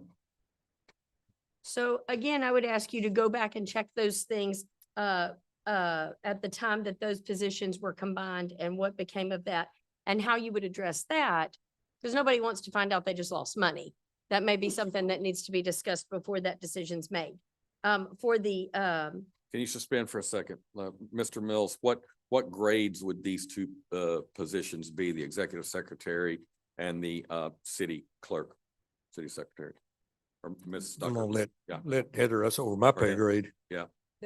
The city clerk is currently on 117 and the executive secretary will come in at a 114, which is what it was when Ms. Ferguson was still here. Okay, so 117 and And then, and if I could, just to add to it, I know I'm talking to Stephanie earlier, but remember, we got a salary survey that's gonna be completed. It's gonna completely upset the apple cart for everything that you just said, Jolie, for it's gonna adjust anybody else's salary or any incumbent salary. Well, and it could potentially adjust the Could. numbers that I calculated because those are based It- on our current wages. good So point. I know there's going to be something that I'm not correct on, but I'm using it.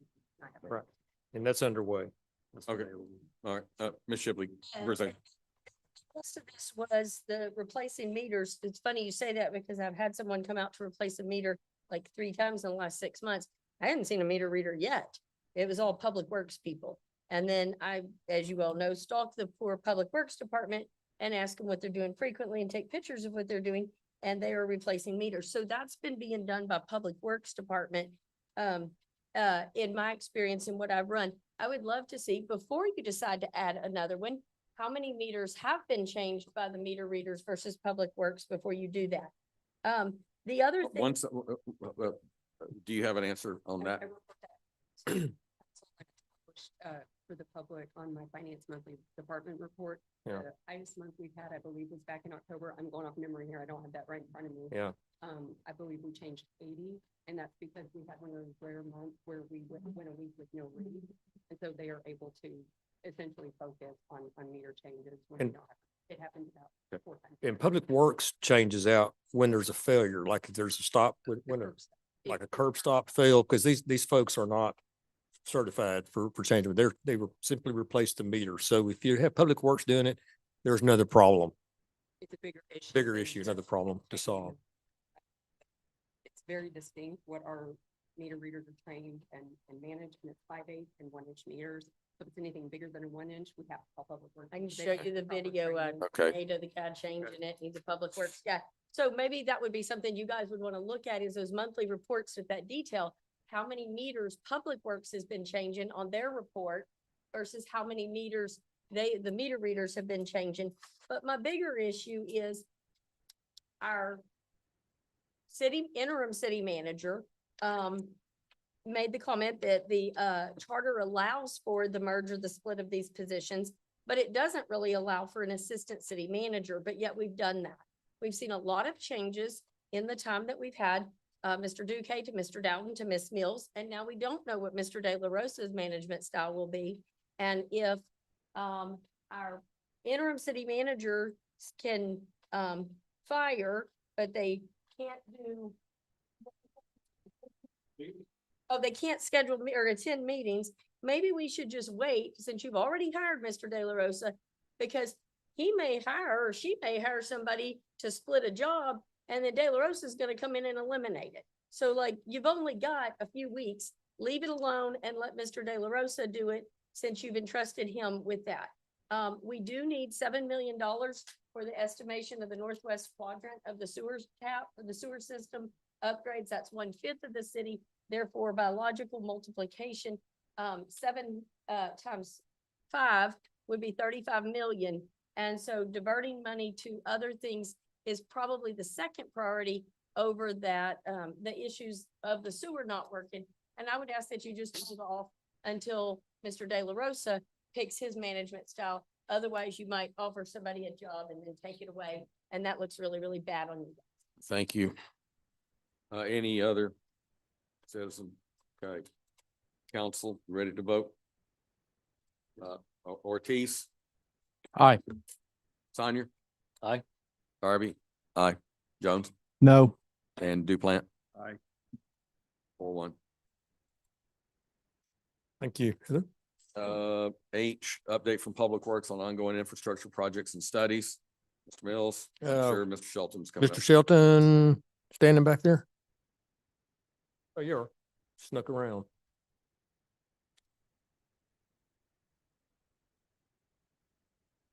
Thank you. I'll try to go over it fairly quickly. The water plant, clarify one is almost finished. It's in the startup period with Westwood and Alco.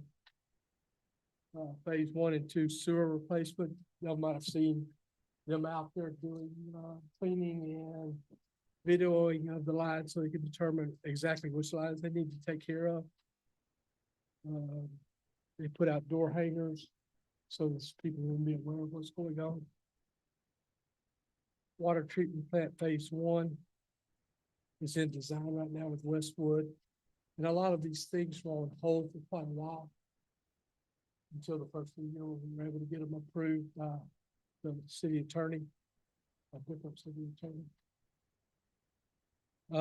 We clarify 2 chemical feed system, the filter replacement and 2 generators. Like I said, they're all in the design period. Water treatment plant evaluation.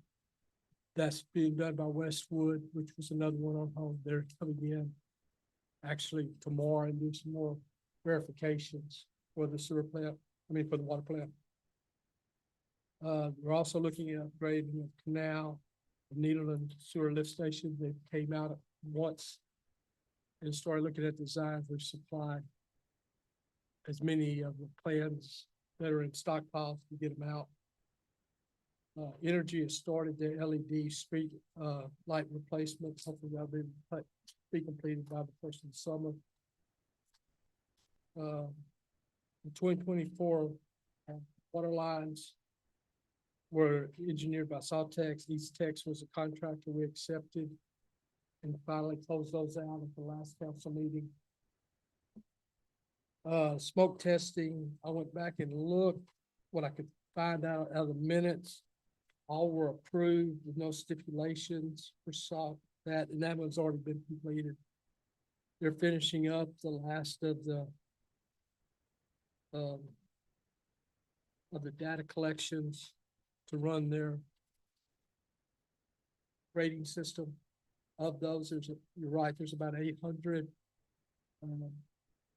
private lines of the 7,200 that need to be replaced. We don't want to get too far ahead in telling people to do their lines when we haven't even started our lines.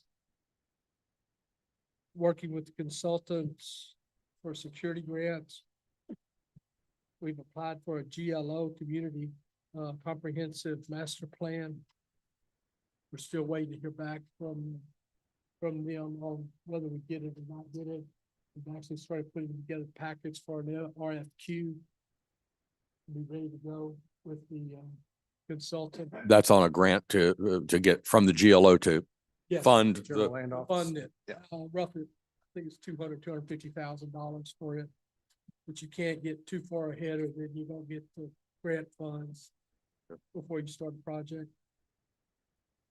Yes, the Water Development Board, we've actually gone out and applied for it, not applied for it, but started gathering information so our consultant that's doing the grant studies can go ahead and apply for the grant. And that's roughly, I think we're gonna ask for $12 million on that. That's still funds that we don't have to do the work. That will help us go in the long range. Mr. Shelton, that 12 million, is that from that, there's the 1 billion, 1.2 billion, so we may have a shot at getting a chunk of 12. Well, it's a competitive. It's very competitive. grant, and it's divided into 3 pots, 5,000 of lands, 5,000, 50,000, and 50,000 of. And mention that you're probably gonna have to start some engineering in advance on that. Yes, So we'll be we'll coming get to more you points if we already have it. We're gonna need to do, to get it, to get up in the queue, to be, it's a weighted Yeah. evaluation that they do. And we'll get more points if it's shovel ready. So if we already do the engineering, it's not gonna go bad. Those lines are still gonna need to be replaced. But we're gonna need to have funds to do the work. Thank you. On the 26 concrete pavement and sidewalks, we've already started prioritizing sidewalk list and pavement. We're getting the finalization of the engineering agreements. So we can go out for those bids. Same thing with the 26 hot mix surfacing. We're developing lists, and from those lists, we'll go out for an engineer to do the consulting. And then street striping, we already developed a list on that. Robbie was very helpful in that. We could do it.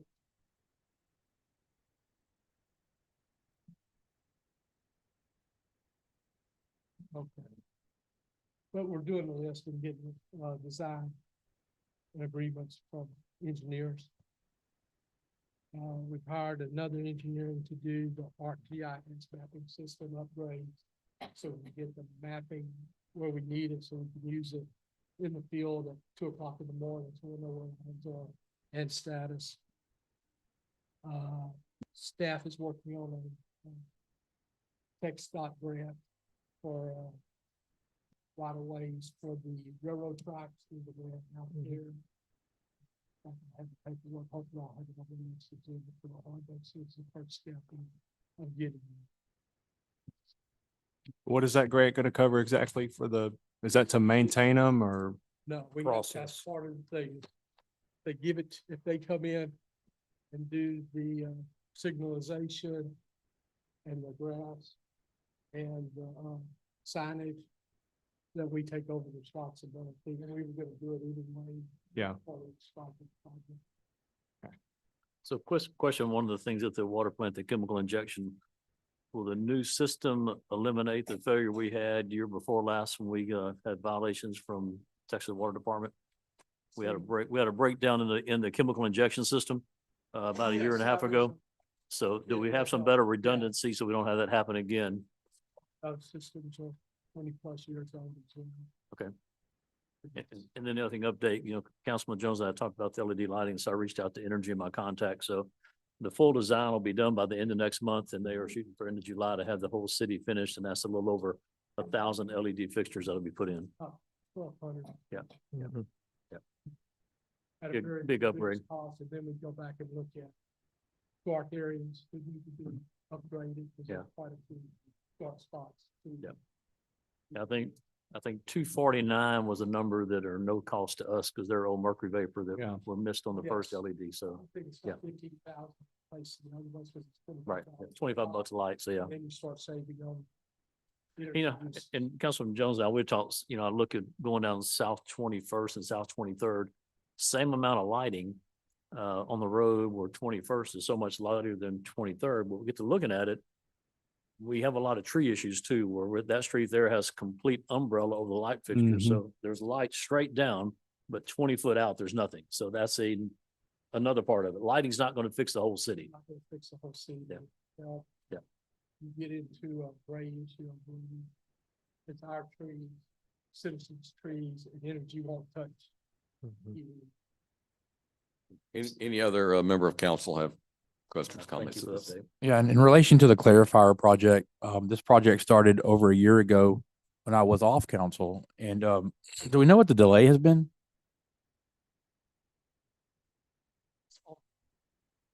Parts in, clarifiers are very large piece of equipment, and we're hoping to alleviate some of that stuff and getting ahead with the phase one, is ordering some of those things, and then we give it, plus we cut out the 50% markup in the contractor.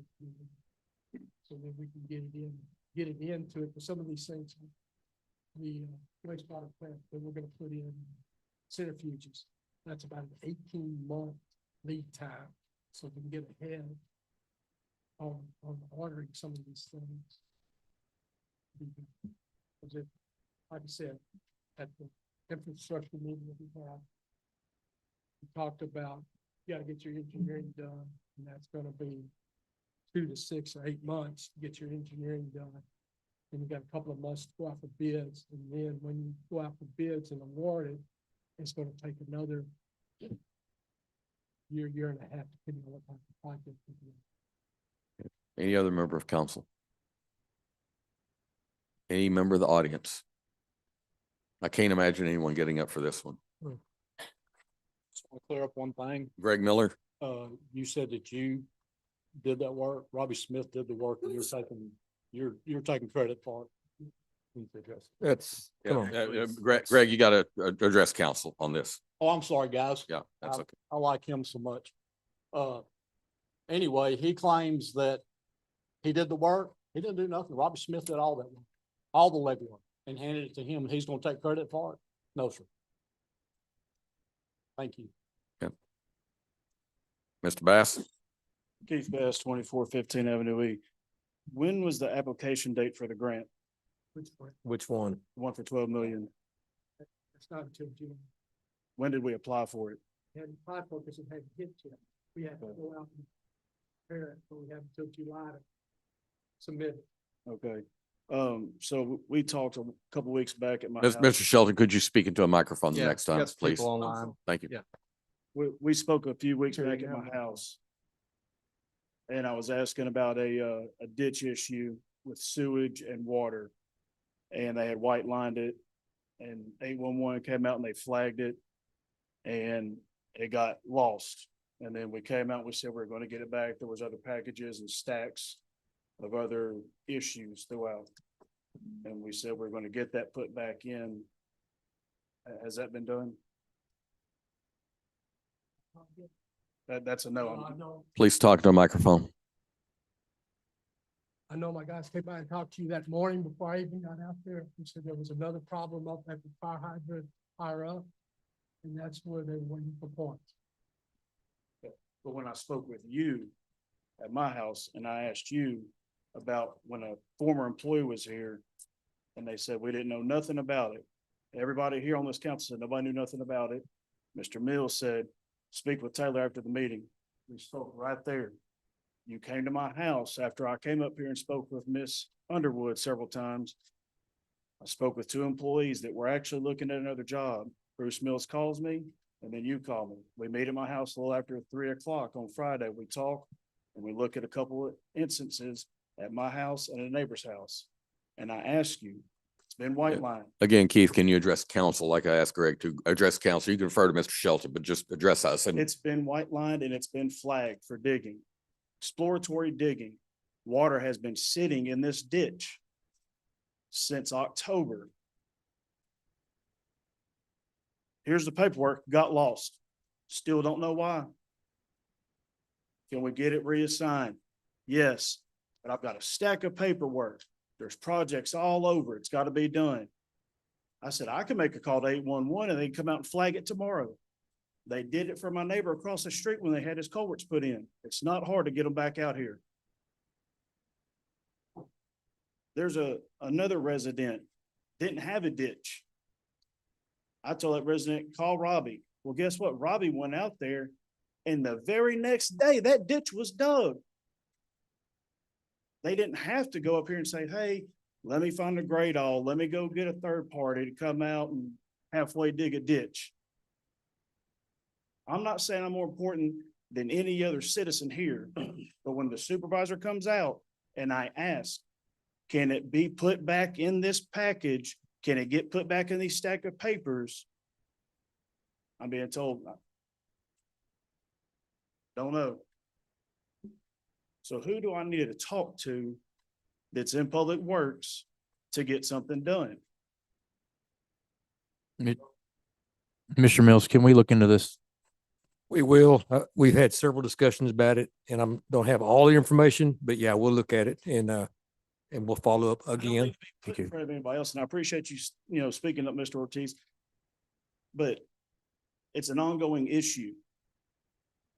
I come up here, repeat the same thing over and over and over and over.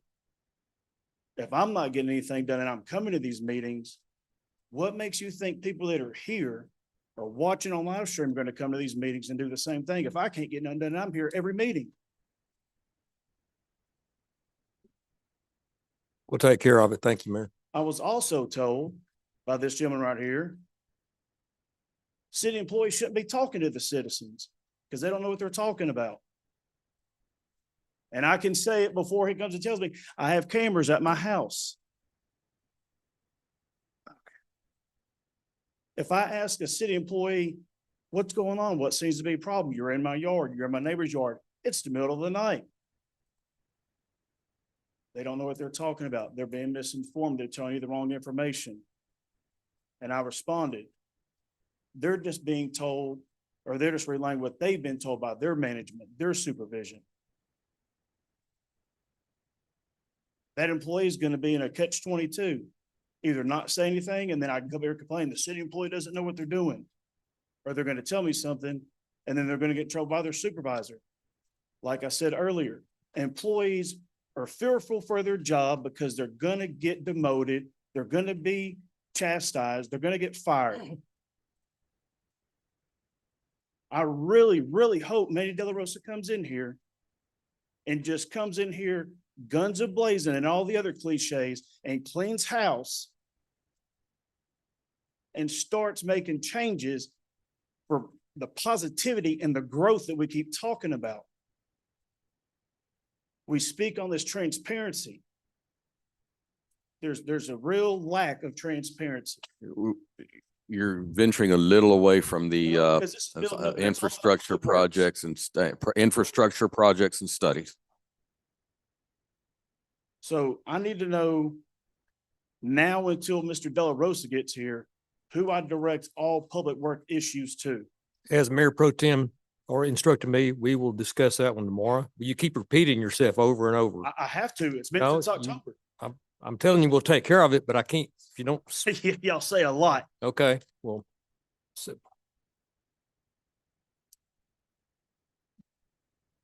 Jolie Shipley, 8765 Holmes Road. We have a lot of issues in Public Works. We have a lot of issues in Public Works that we know and we've been talking about, at least since I started coming to every single meeting last February.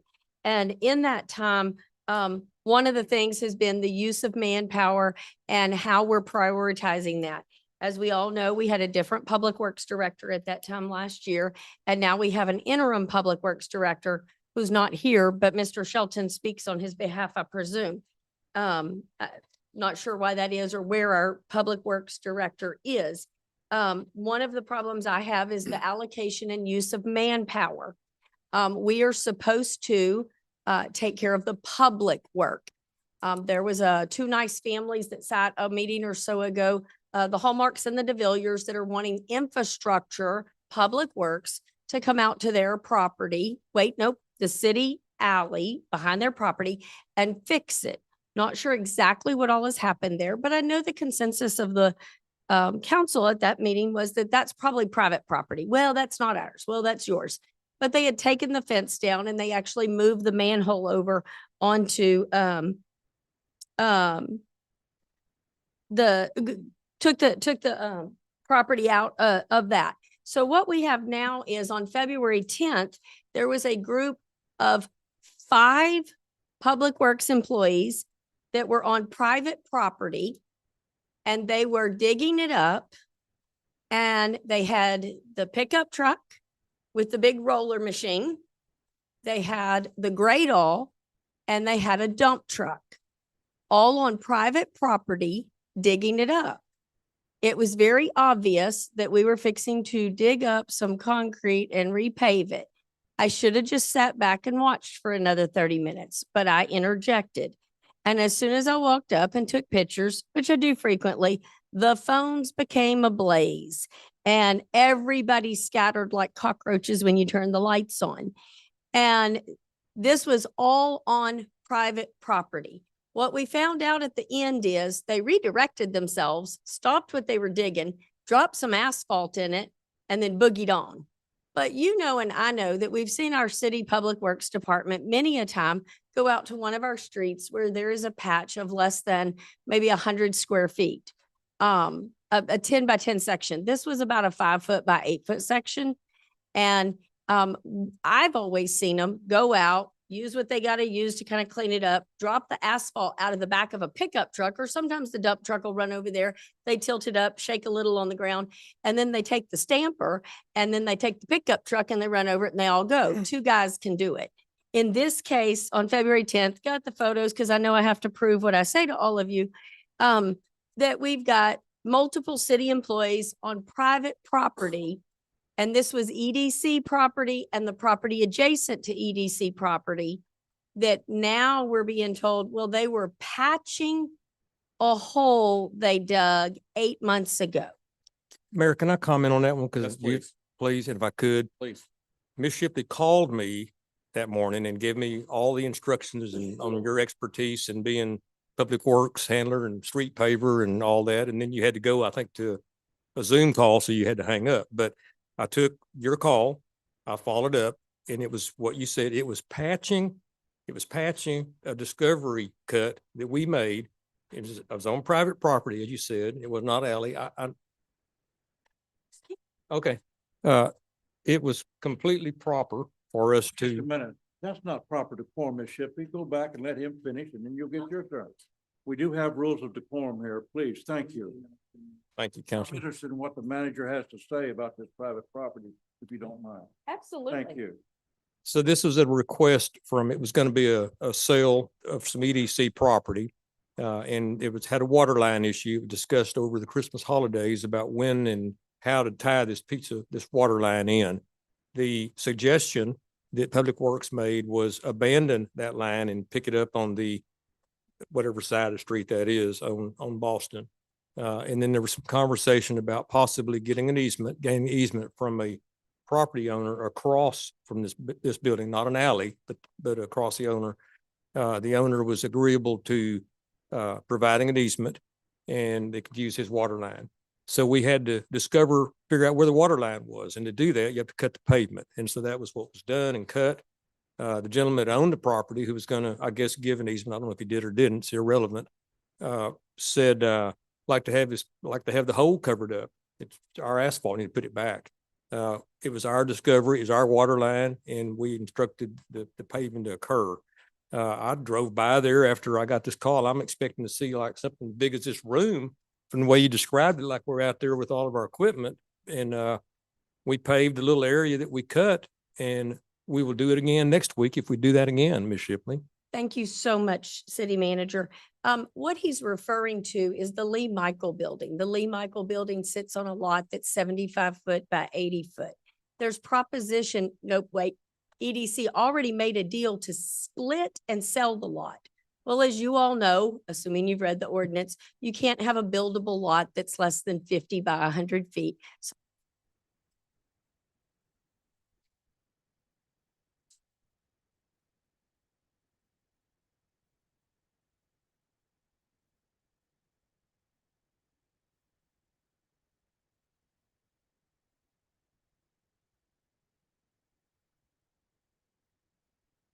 There's no vast conspiracy. The batteries went out.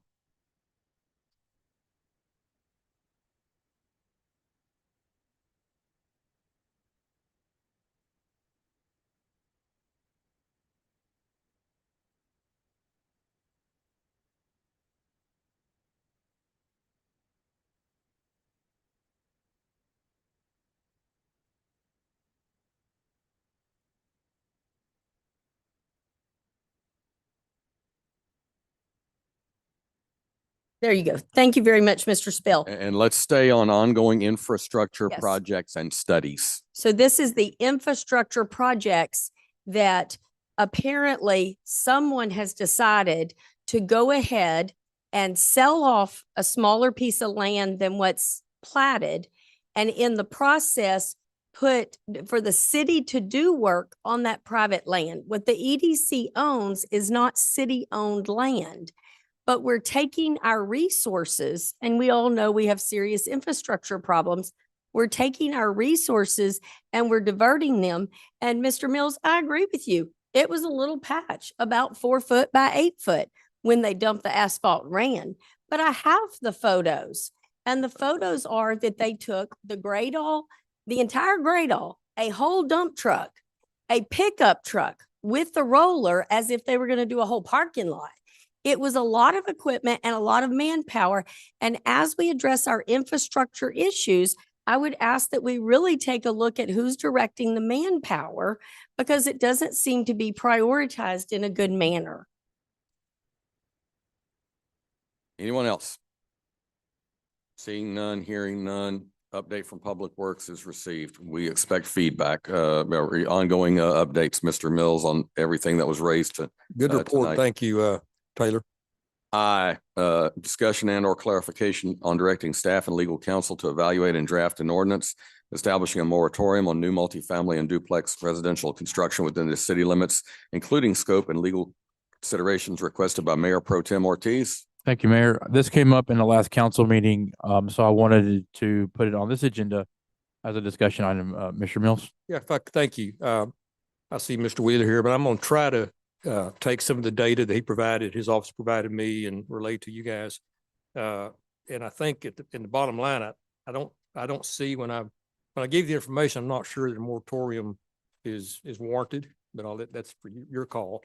What I want to talk about, I know we talked about duplexes and apartments, I believe is what kind of got the conversation about request for moratorium. The zoning ordinance changed in 2018 to increase the minimum lot size, and we talked about earlier, from 50 foot to 80 feet. Okay. The intention for that was to restrict and basically regulate duplexes. If you want to put a duplex, you had to have an 80-foot lot. Since then, so in 2016, you had 11 permits for duplexes on 50-foot lots. 2017, they issued 8 permits for duplexes. Part of let's see, then what I learned is they had in this past October, the zoning board, I think it was a gentleman, I think you might be on there, that talked about it. They had the zoning board granted a 30-foot variance on a 50-foot lot for somebody to build a duplex. So we have an 80-foot requirement, but they give a variance to give that, just incidentally. So, but since then, so really, there's only been 3 duplexes built in this, or permits issued since 2018. So I just don't see there's any kind of, burning issue for duplexes. George, did I leave something out? Anything? Oh, were you gonna add anything, or I didn't know if you were gonna speak on this. Okay, I'm sorry. I heard you and I didn't. Yeah, I okay. know. He nodded. Okay, okay. And Mr. Mills, what about multifamily? Yeah, sure, thank you, Mayor. Multifamily, the same thing, no multifamily since 2010, hadn't had any in 16 years, and there's some other definitions on the whole zoning, but again, there hasn't been an issue, hasn't been a request since 2010. So 16 years without, and our zoning right now just doesn't lend itself for multifamily. Mayor Pro Tem, it's your agenda item, so continue anything you got. That's it. I mean, I just want to make sure we communicated to the public. And again, it came up at the last meeting, so I want to make sure we addressed it. I want Thank to you. make sure I got the right thing to you. I know we were playing phone tag, but I hope Thank I you. answered the questions. You did. Thank you. Okay. Any member of council? Any member of the public? Jolie Shipley, 8765. If you leave City Hall and you go down Nederland Avenue to 27th, turn south on 27th and turn right at the first intersection, just past Dr. Cesak's dental office. There's a little finger neighborhood there on Avenue D that goes back to a number of older small homes. But when you go off of 27th Street, there's a driveway to the left. And that driveway to the left has 7 duplexes on it. And I would add to what Mr. Mills said, not only did we adjust the ordinance in 2018 to be 80 feet wide, it also has to be 100-foot deep. Not just 8,000 square feet, but that it has to be 80 wide and 100 deep or bigger. And what we have, if you go down there and you look at the map, is you have these 7 or 8 duplexes. Oh, I'm sorry. The code also calls that it can only cover 40% of the lot. So this may not be a need for a moratorium, but rather a need to follow our own rules. But it's like the rules we make when we tell department heads to turn in certain reports and we don't enforce our rules from the top down. We tend to ignore our own rules.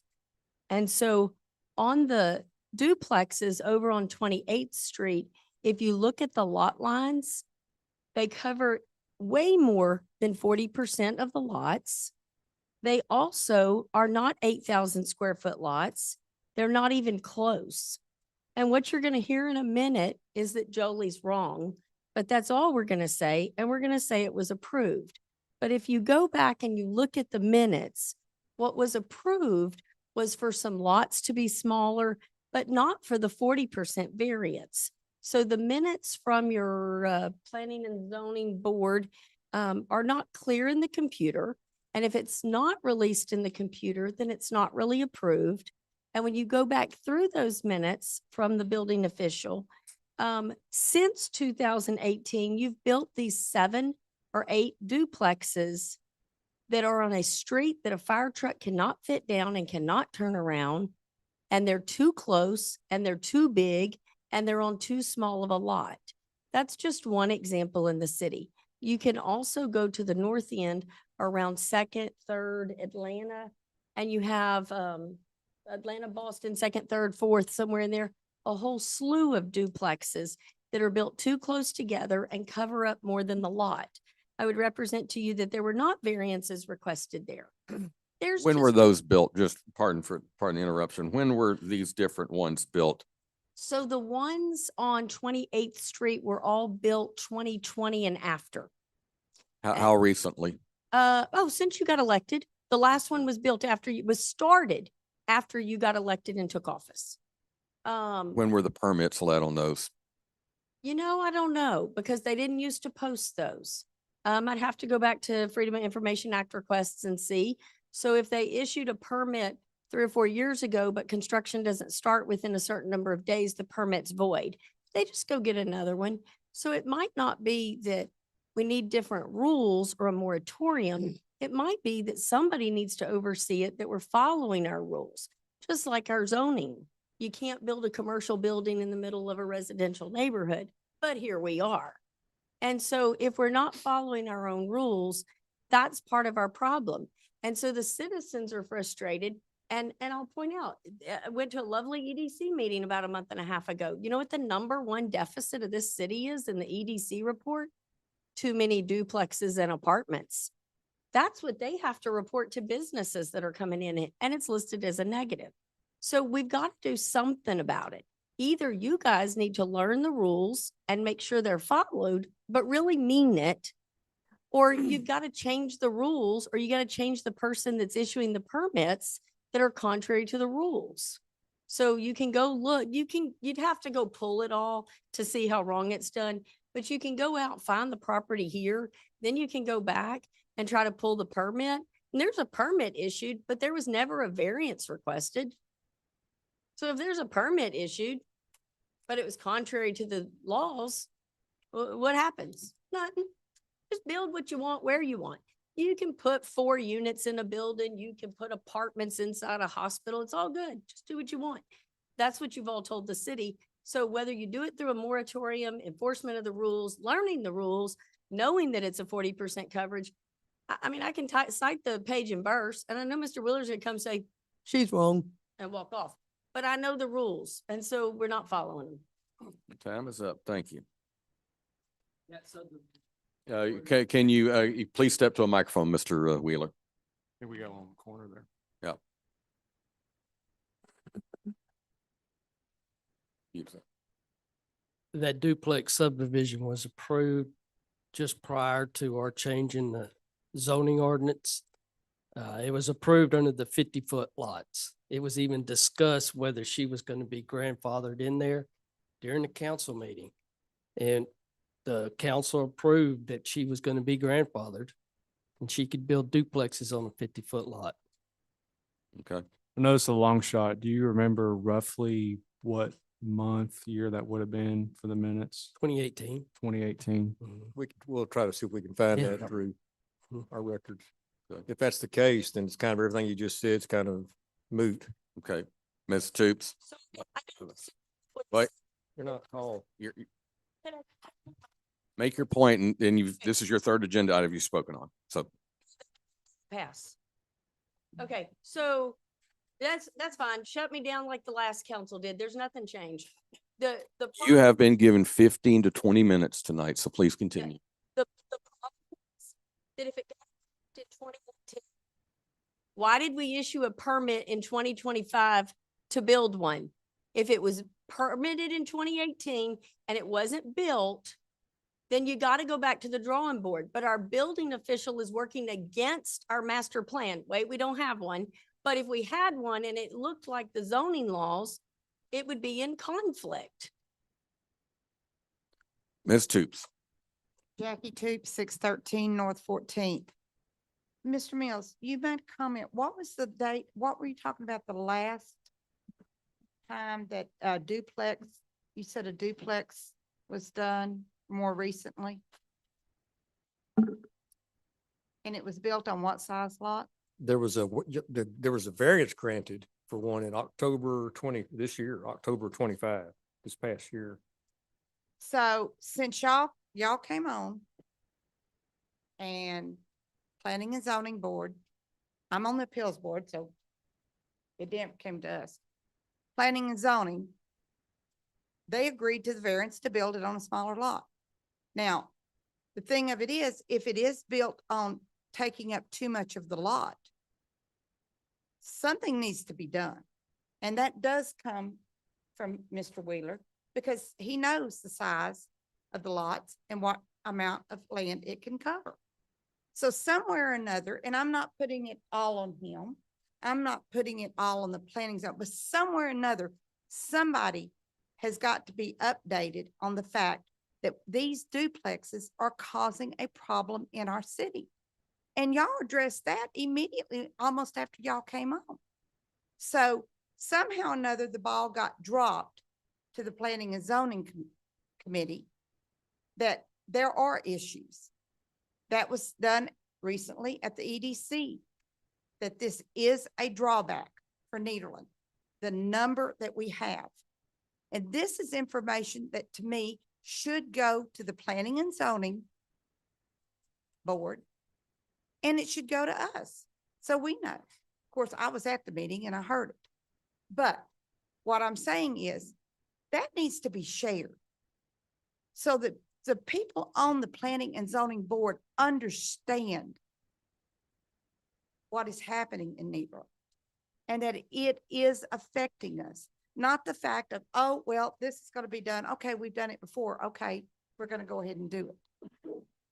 That needs to stop. I'm with the appeals board, and Mayor Darby sat in on one just a while back. There's a couple of citizens here that were there.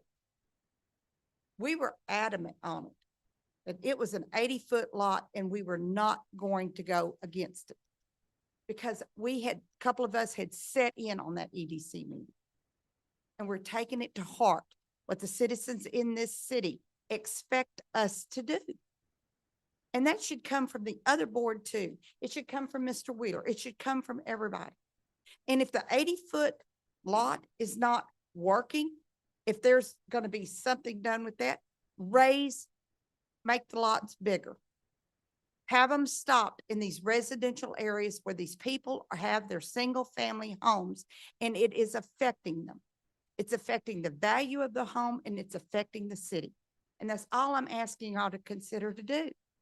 If the 80-foot is not working, which I think it could work, but it's not working, raise it to a wider lot because there's very few of those left. My husband and I are fortunate. We're on a 198-foot lot. We're in an R1. Can't be any duplexes. I wouldn't put one if I had the money to do one, was in an area. But we could find ways. We don't have to have a moratorium. We can find ways to keep them out of residential areas. And I think that's what the citizens are expecting the board to do, or the council to do. If it can't be a moratorium, there has to be another way. Change the size of the zoning for R2. Okay, thank So, you. Ms. Stoops, quick question. Any reason that planning and zoning allowed that 50-foot lot? I have no idea. Okay. Appeals point. It No. didn't come to us. Okay. It did I not just, come to yeah. us. I can answer a question. right, thank you. 15. So if there's a request for that, it goes to planning and zoning. Planning and zoning then takes that to our council. Our council approves that. If it gets a variance, council approves it. If it does not get approved, then Ms. Toops would see it on the appeals board. So council approved that variance. When was that, Thank you. when was that variance, granted? October of this year. George, does it come to council after No. variance is no. granted? Planning and zoning don't hear it. They don't hear variances. They're just a recommending body. The zoning board hears and grants variances and deviations. That's what they did. And you're the one that's on the zoning board, I'm on the appeals. zoning board of appeals. We did not have a meeting in October. We had a meeting in October, but the ones that were on there was not one for a 50-foot lot. Okay, We you gotta, never remember, you gotta address council. You gotta address council. One. Okay.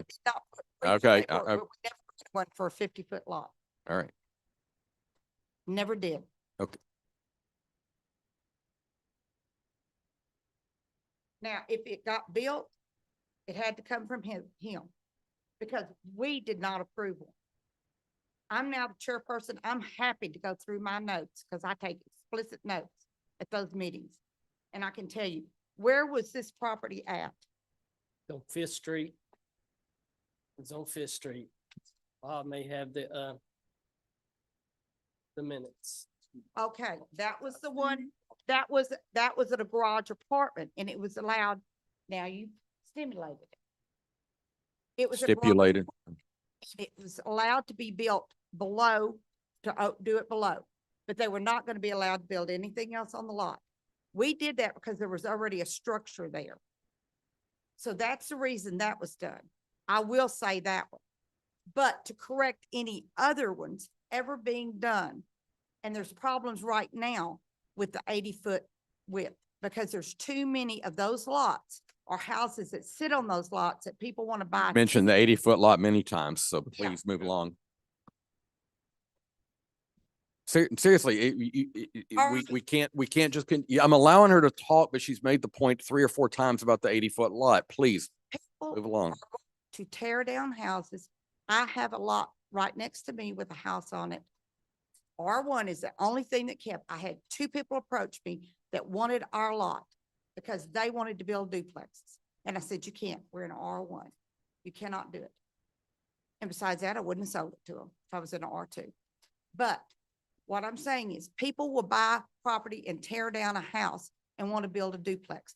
Until we make the width of them larger, there's going to be those issues because there's older homes that are not in good shape that people want to buy the lot and do something else. Thank you, Ms. Toops. Bob? When you're 1140 Kent, off the duplexes. Well, what are we gonna do about these people that have these single dwelling homes? Are moving and turning them into multi-family dwellings in a residential area. I can name 4 of them. That's wrong. One, it's not even up to par for 4 families. It's a single dwelling home. It's wrong. And nobody's doing nothing. I brought it up a couple times. Nobody's doing nothing. What It's like street? every time somebody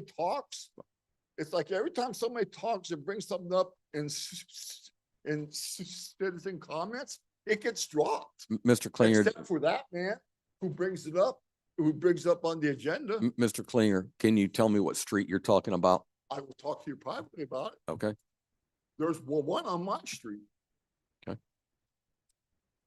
continue. That's all I got, but it's gotta stop. It's gotta stop. These are single family dwellings. They're not multifamily dwellings. It's unsafe and it's wrong. Bob, can you call me on Thursday? I'm going to be out of town till Wednesday. Thank you. You know how to reach me and we have good conversations. All right. Anything else on this one? Seeing none, moving along to, sorry, Curtis, didn't see you getting up. Curtis Stratton, 703 South 12th Street. It seems like the biggest complaint here with these duplexes is why don't we just stop with building, and letting people build duplexes? If they buy a lot, they have to build a house and turn around and sell it. Don't build a duplex, triplex, quadplex, townhouse area, whatever. It's real simple.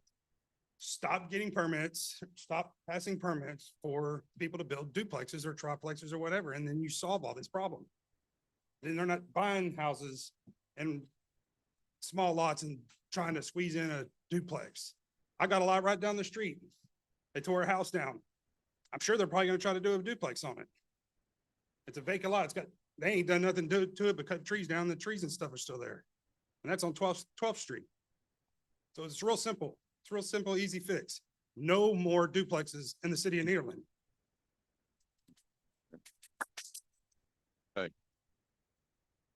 Okay. Anyone else? Moving along. J, discussion on possible action regarding current code enforcement priorities, staffing, enforcement focus, and alignment with adopted building codes, including enforcement related to multifamily and residential construction standards. Again, requested by Mayor Pro Tem Ortiz. Thank you, Mayor. This was something that was brought up last council meeting, and I'll let City Manager Bruce. Yeah, and this one, Lead. like I said, this obviously opens Pandora's box for, in just the conversation you and I had. It's like we know right now we have one person that enforces code for this city. Then I hear people all the time about, well, they putting tags on for this violation or that violation. We have a whole long list of potential violations.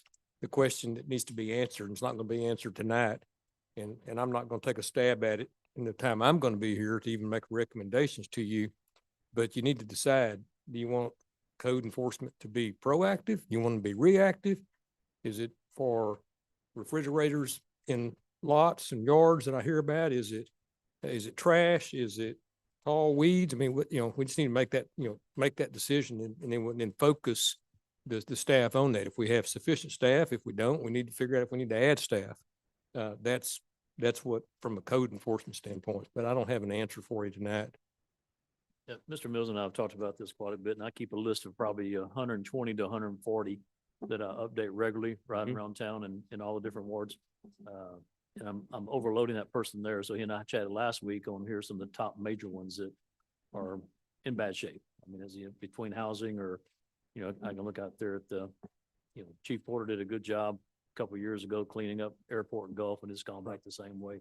Precision Auto. So looking at some of the big ones right there. I'm not, you know, as people have mentioned before, I'm not looking for a single tire in the grass, but where are the bad ones that are infrastructure hazards to our community? So. And you have. You and I and worked with, probably- together on prioritizing that. Sure. And we get those, and that's been helpful to me to say, okay, let's put the focus on the repeat type cases. I know it gets very frustrating. I know I've even repeated back to your emails, Councilor and Mayor Pro Tem, others, where what's the status on this one? Well, the status on that one, they were given a 90-day by a judge, they got 90 days to show improvement. And then showing improvement, well, how do you measure that? If they pick up some of the junk off the lot or do some work, well then, and so I think, in my opinion, we've been too lenient and from an enforcement standpoint. Can't control what the judge does when it gets to those cases. I was actually in the courtroom with him one day when I think that he gave the gentleman another 3 months on a case that has been in there, and y'all have emailed me about in the time I've been here. And he got another 3 months to make progress. So there's some of that, and some of it's education. It's going to be education with us, with staff. It's even having conversations with the judge, court. We want people to, you know, be fair, but I think when they go in and plea that, look, I can't afford a dumpster to haul this stuff off, then they'll be more lenient and give them more time. And there's some of those. There's some that I've talked to George and the staff about. And you know, there'll be 4 cars in a driveway. They look like they don't run. And then we find out, no, they'll go out and move that car, take it around the block, take a picture and send it back, and they're gaming the system. That And actually happened. It happens, and got records of that. So I get that. But again, but I do think we need to decide as a group, where do we want to put the focus, and then enforce accordingly. Yeah, and I'm not trying to by any means make, you know, Neyland an HOA type community. Is not what we're looking for, but just a town that we can be proud of. I want proactive code enforcement. There are places all over town that need that, you know, if someone's having a little trouble, they're elderly or disabled, that's one thing. There are community organizations that'll help them out with that. But if they just don't care what their property looks like, it lowers everybody else in the neighborhood's property values.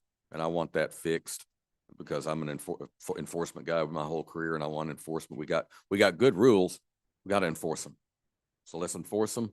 And if things need to go to municipal court, so be it.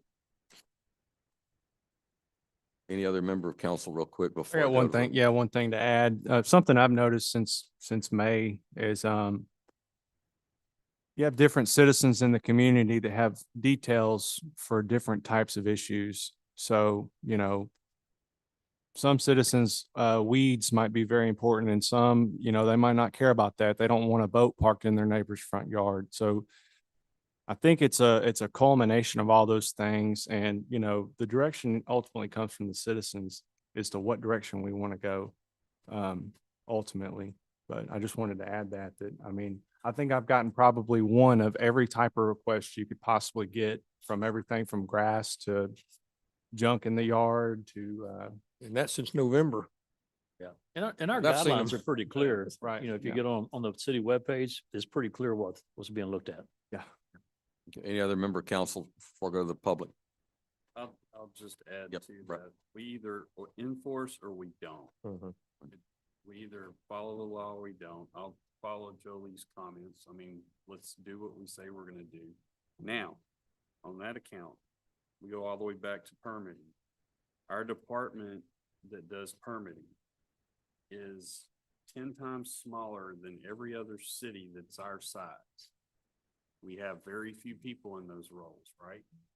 Same with our enforcement personnel. We got one person enforcing. If you go and look at Bernie, which is a comparable size facility, they've got, I'm not going to hazard a guess, but they got more than one that's doing enforcement of it.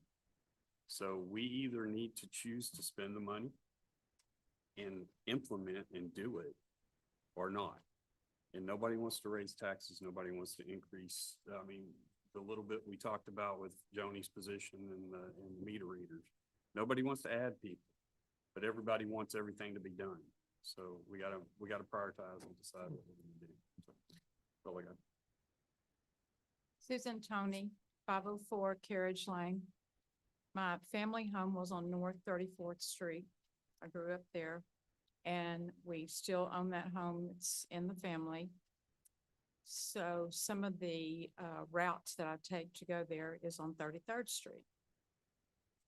Everybody knows the house on 33rd Street. That one's on my main list. The The, most the important- 700 block you're talking about, Is that right off of Helena? I've mentioned that one several times It's disgusting. to city management. And if I lived on that street near that house, safety, health, public safety and health is an extreme risk, in my opinion. If I'm not mistaken, I do believe last I heard on that one, I don't have the exact address. I believe that one's actually going through the municipal court right now. Is that the one? They run together. Just file charges. Yeah, so it's been filed with the court. Okay. I mean, and the guy through the years, I mean, I've been chasing that house now for 3 years. It's one where he does just enough, gets the cars right. inspected, gets the things on it to just barely beat the system. And that's, we have to find a way to close the gap, because I've knocked on the neighbor's yard or the neighbor's door, went to the backyard, looked over it, and basically the brush is almost up to the eaves of his house. You know, so he's had issues before with drums and stuff. EPA's done some things on it, you know, previous years, talking back with Chris Duke and all that. So it's had multiple issues, and there's some people very good at skirting the system. You know, we just need to close those loopholes. Thank you. Anyone else? 765. Ms. Shipley, you've talked on 3 different agenda items for about 5 or 6 minutes quick. each. And this is, I will give you 30 seconds. Go ahead. Kent Avenue, Avenue H, 37th Street, Mid-Jeff Hospital, Atlanta. I've brought them all to you before. Those are houses where babies sleep and they're not safe. And there's multiple people in there and they're not safe structures. And before you worry about the rats and the high weeds, maybe you should protect the babies. Anyone else? Moving along. Jay, discussion of possible action regarding Curtis, I didn't see you, man. Recognize Curtis. Sorry, you're up. Curtis Council Stratton, member-elect 703, Curtis Stratton. Southwell Street on the code enforcement. I think it's a crying shame for code enforcement to go out, and it happened to me. I got a single car driveway. My daughter was parked in the grass next to the driveway, actually on the side of my house, and I get cited or a warning and whatever that I'm parking in my front yard.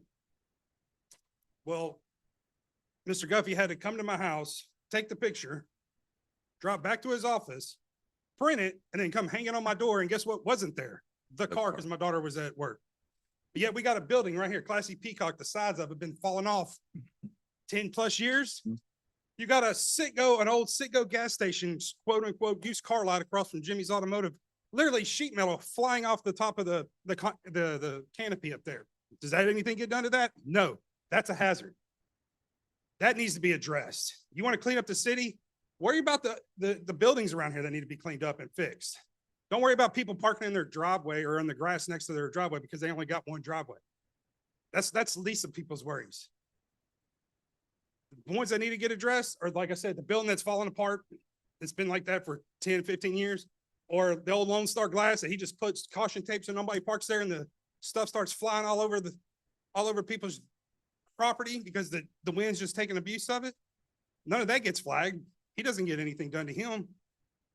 But yet, y'all are worried about people parking in their grass next to their driveway. Why don't you do your real job and clean everything up like it's supposed to? Mr. Stratton, if I may, the building you're referring to down here at the end of 12th Street, I believe that's the Classy Peacock building where the part's missing on the side. We were working on that one before. The last update I had on that was we were unable to locate the owners. Do we know if we were trying to send them a certified letter? We couldn't verify who the owners were to serve. We did, and that roofer's gonna be fixing it here shortly. What's the name of the roofer? Brody Roofing. Probably see his commercials. Yeah. He got with us and said that he's on a big job right now, that she's hired him to fix it. Okay, well then what about the old gas station with sheet metal hanging off the top of the canopy? Which one is that? The, It's across from Jimmy's Automotive. It's got oh, the old paint gas station. stickers for a car lot that I didn't know it was a car lot. The old gas station is but there's stuff, you can drive by and there's stuff hanging off the top of it. And nothing gets done. I'm just waiting for a good wind day to come and it's gonna jerk it all off. Yeah. Good. All right, thank you. Okay, all right, Bob, go ahead. I want to ask you a question. Direct it to council about. Okay. I've been hearing a lot about like Avenue H, it's going to the courts, it's going to the courts. I understand that, I appreciate that, but what can we do why it's in the courts? Is our hands tied? There's kids living there. Let me have you stop and let what happens when there's a case in court? Do they have to come to some sort of minimal compliance while it's pending at court, or are they allowed to keep the status quo? Well, different situations Got that we have, but I don't know if you're referring to, what were you saying that I should have been done? No, I don't know, that's what I'm asking. I'm saying that if it's in the court, right, can we do anything to stop it? Can we do No. anything? I mean, there's kids involved. No, not that I know. No. I have a Mr. Mills, I have a question for Mr. Wheeler through you, Mr. Mills. Minimal state health and safety standards. If the city can't do it, with our ordinances, who would be able to come in from the state of Texas to enforce minimal health and safety standards of a residence, so that at least they get to that standard? Just a second, I'm asking the city manager a question, please. That who would we contact with the state to come in and do an inspection to force some sort of minimal compliance while it's working through our municipal court system? I've had a lot of experience in the larger cities and a lot of, in the same frustration in a capital city. And there's not an answer.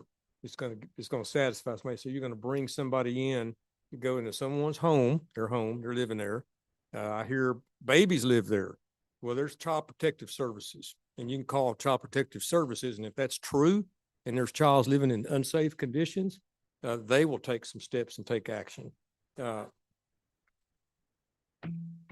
Please, But let's, in terms of just do not, going in- please, citizens do not interrupt the speaker. Thank you. Go ahead, Mr. Mills. When we talked about fire code and we talked about, can you red tag? It all sounds good that, hey, we can just go in there and condemn you. If it were that easy, it'd be going on. It's not. And the minute you go in and you try to take someone's property rights away, because that's what you're doing, and you go to that home, that's why there's a court process, and that's why it goes and it stays in court. And it's going through due process. And I'm probably talking out, got a city attorney here, probably well versed. Can you hear me all right? Is he on? Looked into this, met with Mr. Wheeler and his staff, and we have come to some meeting of the minds on this enforcement. It's in my hands. It will be prosecuted very capably, I can assure you of that. I have redrafted the complaint for the enforcement. I have commended Mr. Wheeler and his staff for the legwork that they did for me to rule out the grandfather clause that I was substantially worried about. They have alleviated that problem on the basis of the research that they gave me. Thank you, Mr. Wheeler. Your only remedy is, if this enforcement does not work and you do not get a significant enough fine in order for it to change voluntarily, is to seek district court enforcement of an injunction. Thank you. Thank you. Said that a lot better than I could. Thank you. Bob, I got one more thing to say. Council, tonight, if you haven't listened, people are pissed. People are very upset. People are very upset. We got to start doing something in this city. 9% of these people in here that come every meeting, They're not coming up here to bitch and complain. And they're legitimate complaints. And I appreciate you, Mr. Mayor, for giving them extra time, because last meeting was terrible. Last meeting was a disgrace. Personally, by me, it was a disgrace on me. You made me feel this big. I appreciate the total turnaround. And you and I had a good discussion after the meeting, Yeah, didn't you we? want to know- I'll tell you what that discussion was, sir. Okay. And it made me feel this big again.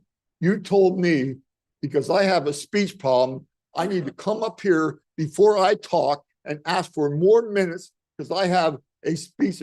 Yes, you No, did. no, sir, that's not Yes, you exact, did. Yes, Mr. you did. Mr. And that was Mr. wrong. Klinger, That's an embarrassment to me. Mr. Klinger. I'm going by the rules that reasonable accommodation. Listen, please, let me finish now. I'll let you speak. 1 second. Federal law says that a body cannot assume someone has a disability of some sort, just cannot. If you say, and we talked last time and you said, yeah, I need extra time. And I said, it's going to be granted. But I just cannot assume someone has a disability and give them additional time over everybody else. That's what I said. And if you didn't, I am giving it to you. Okay. All right. What you did tonight, you can do every meeting. Who cares how much time it takes? Who cares how long this meeting takes? Who cares? We're here because we're citizens. We voted y'all in there. We're here because we care. We're not here to bitch and complain. We're here because we care. We're here because we want the city to grow in the right way. That's the bottom line. We're here because we care. We're not here just to hear our voices. We're here because we care.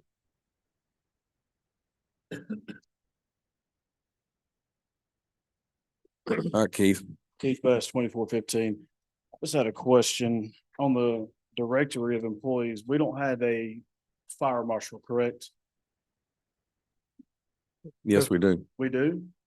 Our fire chief serves as a fire marshal. So through the state law, a fire marshal can red tag a residential home?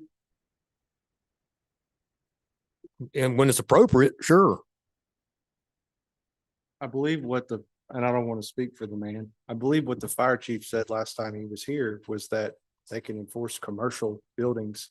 I might be mistaken. I'm quoting him. Please. That's what I recall. Well, but the house and mentioned they went through the house, there was fire extinguishers in the house, smoke Right. detectors were put in as well. He did say that during the last time. Yeah, if we're talking about H, that's Talking right. about H, yeah. That's right. And I think that's what And we're talking about here. there's so. no red tag. There's nothing appropriate for that, to go out there and red tag that, condemn it, and take people, if there's children living there, we gonna take them, send them out?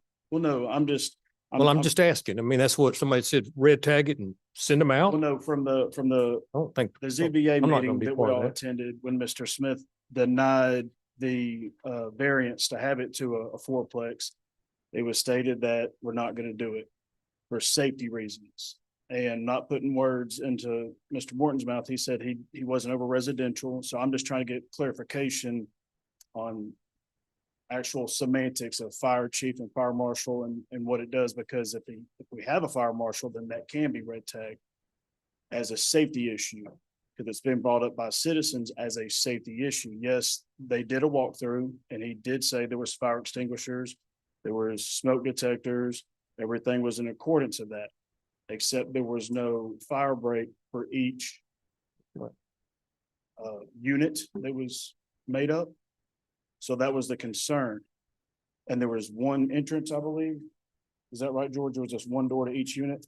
Yep. Okay, so that was the other concern. One entrance in and out for each unit. So if a fire was to happen in one unit and it spreads, how are you gonna get out? If it's at the front door and it spreads through to the other ones. I think that's where the citizens are concerned of it being red tagged. Not kicking a family out on the street, not taking babies and calling CPS, nothing of that nature. we wouldn't be in this situation if we didn't know how to get it done in the first place. So when we ask these questions, as Mr. Roberts said, it's not to complain and moan, it's because we care. We don't need another liability on our hands. That's all I have to say. Yeah. Chief, can you respond? Do you have any comments? I believe last time, without putting words in your mouth, Chief, you had said you're not over residential and doing, fire marshal inspections. But the International Fire Code addresses commercial properties only. That's what I said last. time. Okay. And are there any city ordinances that could give you power to enforce anything in a residential, or is that impossible with the International Fire Code? As far as I know, it's impossible. But I believe the residential code will address anything like that. Which residential code would that be, Chief? Yeah, that's the International Residential Code. Right now, it's 2012. And that's one of the ones I want changed. I need an update on that next council. That needs to be on the agenda next council meeting. Another thing is the windows in the structure, they serve as fire exits also, as long as they're a certain dimension. Yeah, I mean, apartments right down the street across from Dornbus Park, they only have one door. You know, it's a certain size of a house where you gotta have in distance to the exit. Okay. All right. And like I said last time, we did walk through those, if you're talking about. Yeah. H. H. Yeah, he did. I mean, he said he walked. My reason was asking that question, if he can't do it, then who does it fall back on? And if it falls back on Mr. Wheeler, then that's what I'd like to know. And if it doesn't fall back on him, then as you just requested, it needs to be updated. If it's from 2012 and we're in 2016, that's lackadaisical on past and current. We have to stay on top of this thing. So, and it's not, again, it's not attack on Mr. Morton. I just want clarification that he's stating clearly, this is all he can do. This is his hands are tied. Then it falls back on zoning, and he's telling me this is all he can do. Then we have to have another avenue. Right. Thank you. When we did walk through the structure, the units were very well organized, clean, everything, all the plumbing was working. I've seen properties 100 times worse than that. They're living in. Thank you, Chief. I got a question. Wait, Councilman Duplant. Question for Mr. Wheeler. You said that it's the 2012 National Code, right? Is there a newer code? Yeah, 2024. And for 6 months, I've been wanting those things changed, and it didn't get to happen under Cheryl, and I want it on the agenda with what I wrote, cleared by Mr. Hughes, of course, but I want that changed. We should not be enforcing 2012 rules in 2026. Were you addressing me a moment ago, Mr. Mayor? Yeah, Asking me to do something by next council meeting? Yes, sir. I cannot do that unless you reprioritize what I already have on my All plate. right, all For right. council, we can talk about that, but just because I know it's going to come back up next time about what you directed somebody to do and they didn't do it, I'm telling the council now, you're going to have to redirect my attention to different things if you want me to do that by next council. We'll have a conversation then, Mr. Hughes, about that, because you're working admirably. I hope so. You are. And It's getting piled on. I just want to make sure that we all understand each other. that's To help, exactly but what I can I'm, only do so much. Mr. Hughes, I hear you loud and clear. Drafting the contract, number of things like that. right, I understand priorities. Thank you, sir. Yes, sir. Yes, sir. Thank you, Chief. Okay. Moving right along. Okay, discussion of possible action. Ortiz, you're just, doing it tonight, bro. Discussion one's of very possible short. action regarding the updating of a comprehensive master plan for the city, including options for initiating a planning process, scheduling workshops, engaging consultants, and establishing a timeline for council review and public input. Mayor Pro Tem. Thank you. This is another agenda item added due to our conversation from the last council meeting. I think it's relevant, and something that I've been dealing with since I came on council was getting a new comprehensive plan. Without a plan, we're going to perish. And we've got to start planning things out, road projects, digging and things like that. But we've got to have a comprehensive plan. Ours is what, 100-something years old. Yeah, no, you're, Go ahead, Bruce. well, you're right. And we heard you.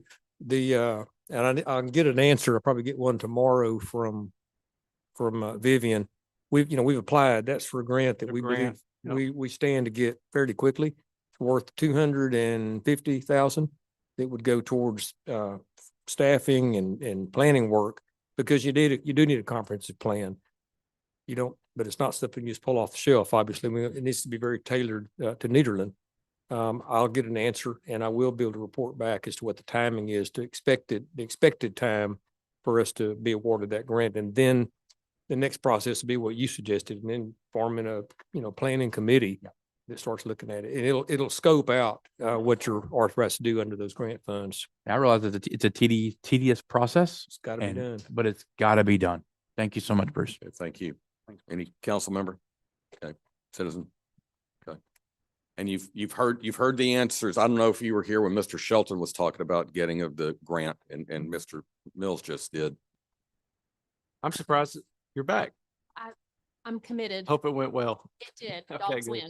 win. So my question with the master plan is I would ask that this council please emphasize public engagement even beyond a committee. Surveys, multiple open houses, multiple town halls for just feedback, multiple times, early mornings, late evenings. If you're going to do a master plan and commit to it, please provide for the public engagement that's necessary to do it, including multiple surveys with sample populations. Thank you. Anyone else? Moving along. L, receive comments from Renee O'Connor regarding Robert's Rules of Order. Well, I hit something. Council decorum, the condition of city sidewalks, the policies and procedures for city council meetings, 3-minute rule, and council meeting broadcasts over Zoom. You are recognized. There.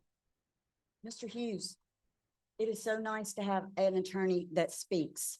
For a while, I thought there was a gag order on an attorney because we've never heard an attorney speak at one of these meetings, and I appreciate you very much doing that. Before I get into the meat and potatoes, I would like to point out that I have noticed 2 infractions to Robert's rules so far that I've seen. The first one was on item C. You did not offer public discussion. The second one was on item G. You had a 5-minute discussion before asking for a motion and a second to discuss. Furthermore, on Robert's Rules of Order suggest meetings follow a certain order of business. Number 5 on that list is unfinished business. Unfinished business on agendas provide continuity and closure, ensuring crucial unresolved matters are not forgotten. It's in adherence to procedure and can be formally addressed, keeps focus on priorities, tracks progress, and it is a great way to keep up with the hundreds of loose ends that this city has going on. Ms. O'Connor, would you suspend for a question from me? As long as you don't make me ask my time back, I'd stop the clock. because I will go all Maxine Waters. I stopped the clock, Maxine. Britton's right here. The clock is stopped. I test. On unfinished business, do you mean just a unfinished business or unfinished business with items under it? Unfinished business with items under it. Thank you. As I said, it's a great way of keeping up with loose ends. Councilman Sonia a while ago said, we've got to keep up with things. We've got to keep seeing things. Unfinished business is your answer. The Mr. reason I Sheldon- stopped the clock again, the reason I asked that, unfinished business just as with nothing under it would be a Gotta have it. violation of open meetings. I Act. understand that. But you're right, there can be one for unfinished business and put in carryovers. And the things that Mr. Shelton talked about on item H, I think it was, every single thing that he spoke about needs to be on unfinished business.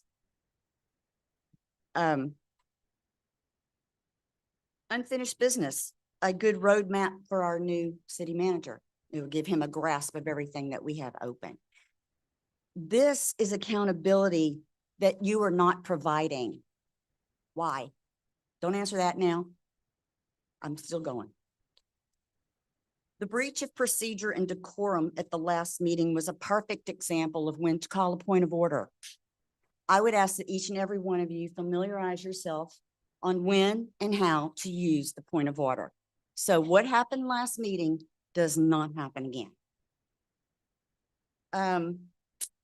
Common practice. It has been common practice for the city to be aware of a problem, have no plan, and always willing to talk about it later.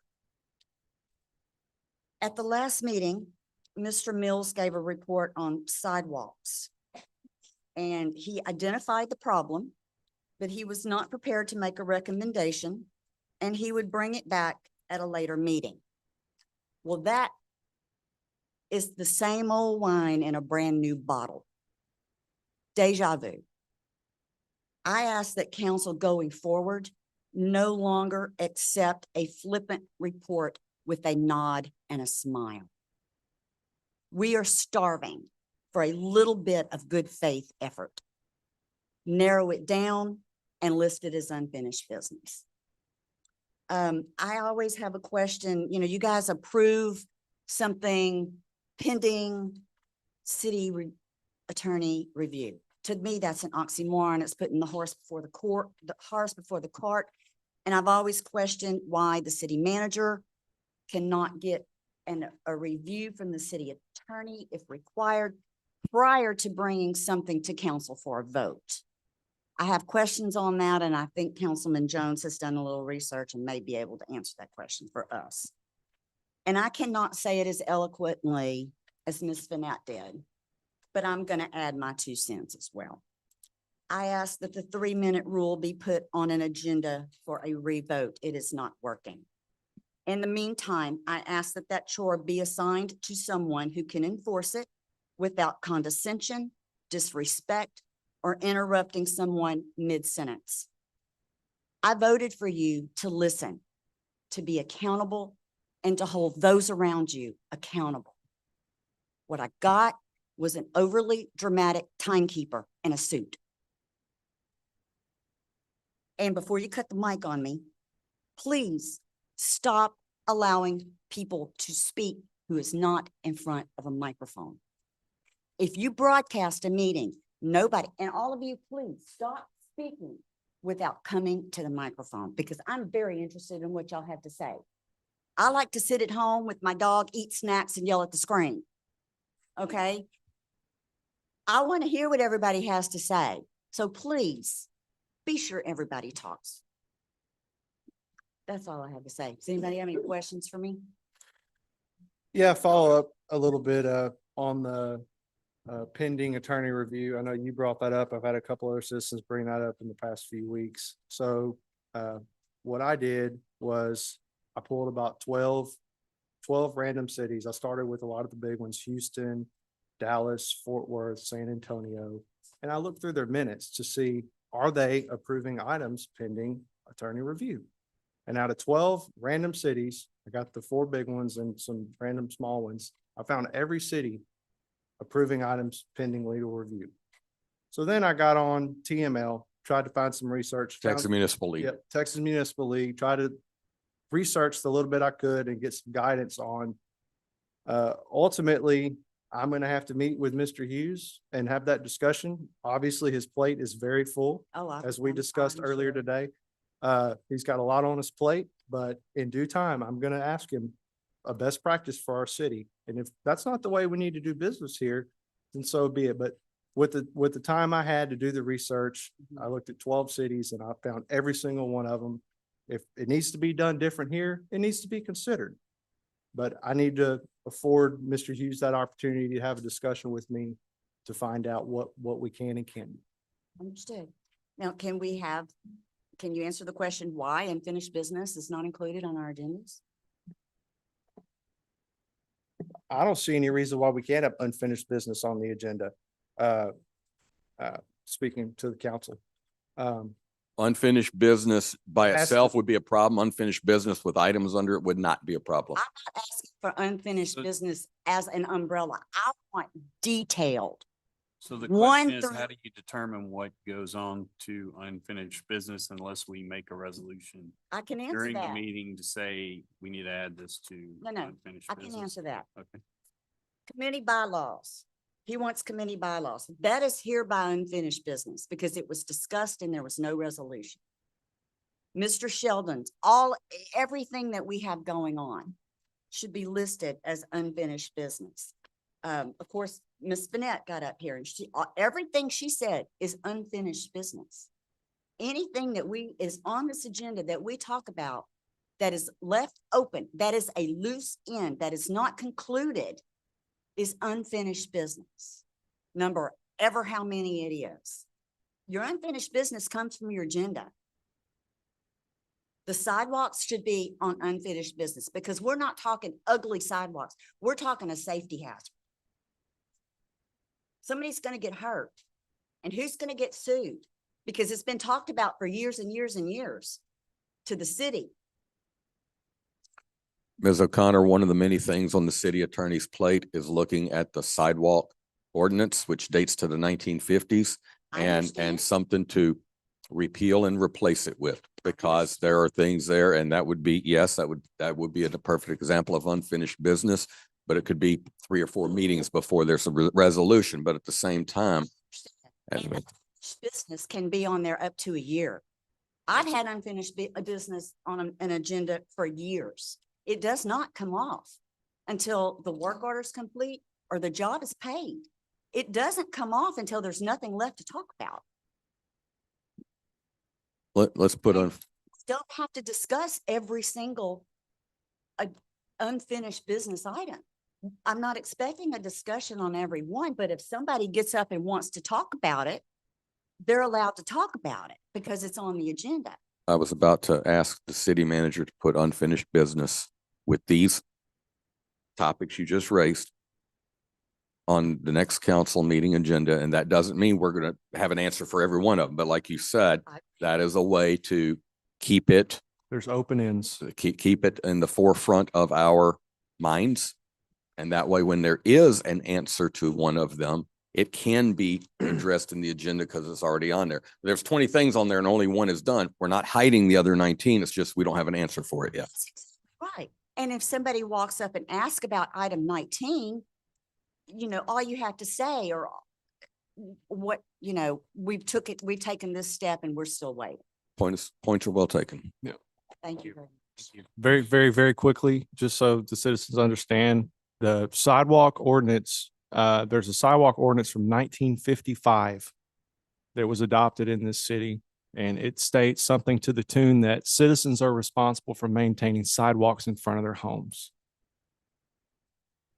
I don't agree with that. I don't think anybody in this room does. Maybe that was from a different era. In the It mid needs to- 20th century, that was very common. It needs to be updated. The problem was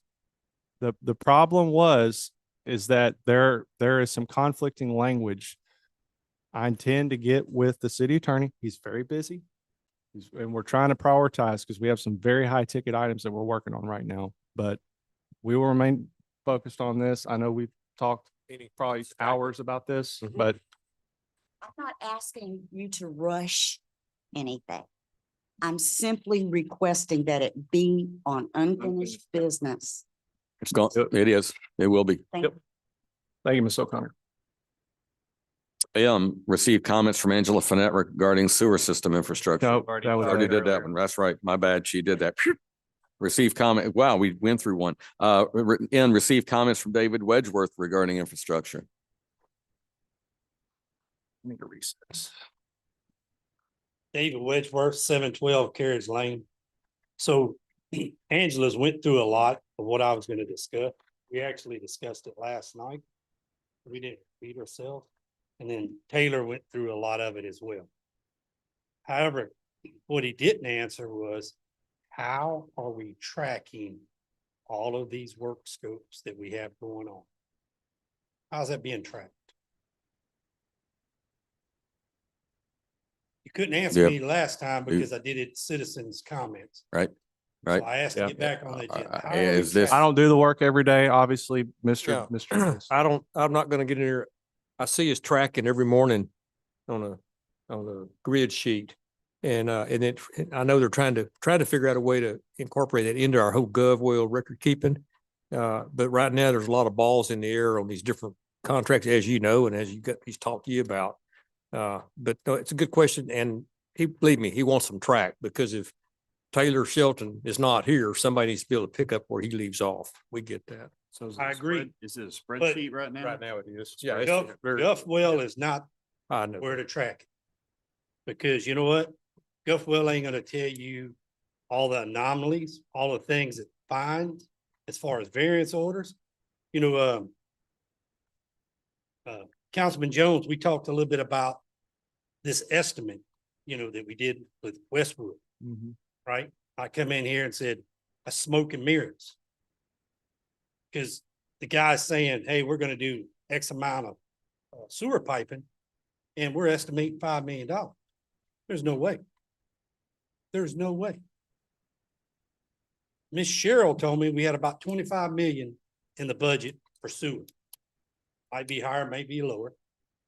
But 1 mile of sewer piping estimated $2 million to replace it. Is Mr. Taylor Shelton still here?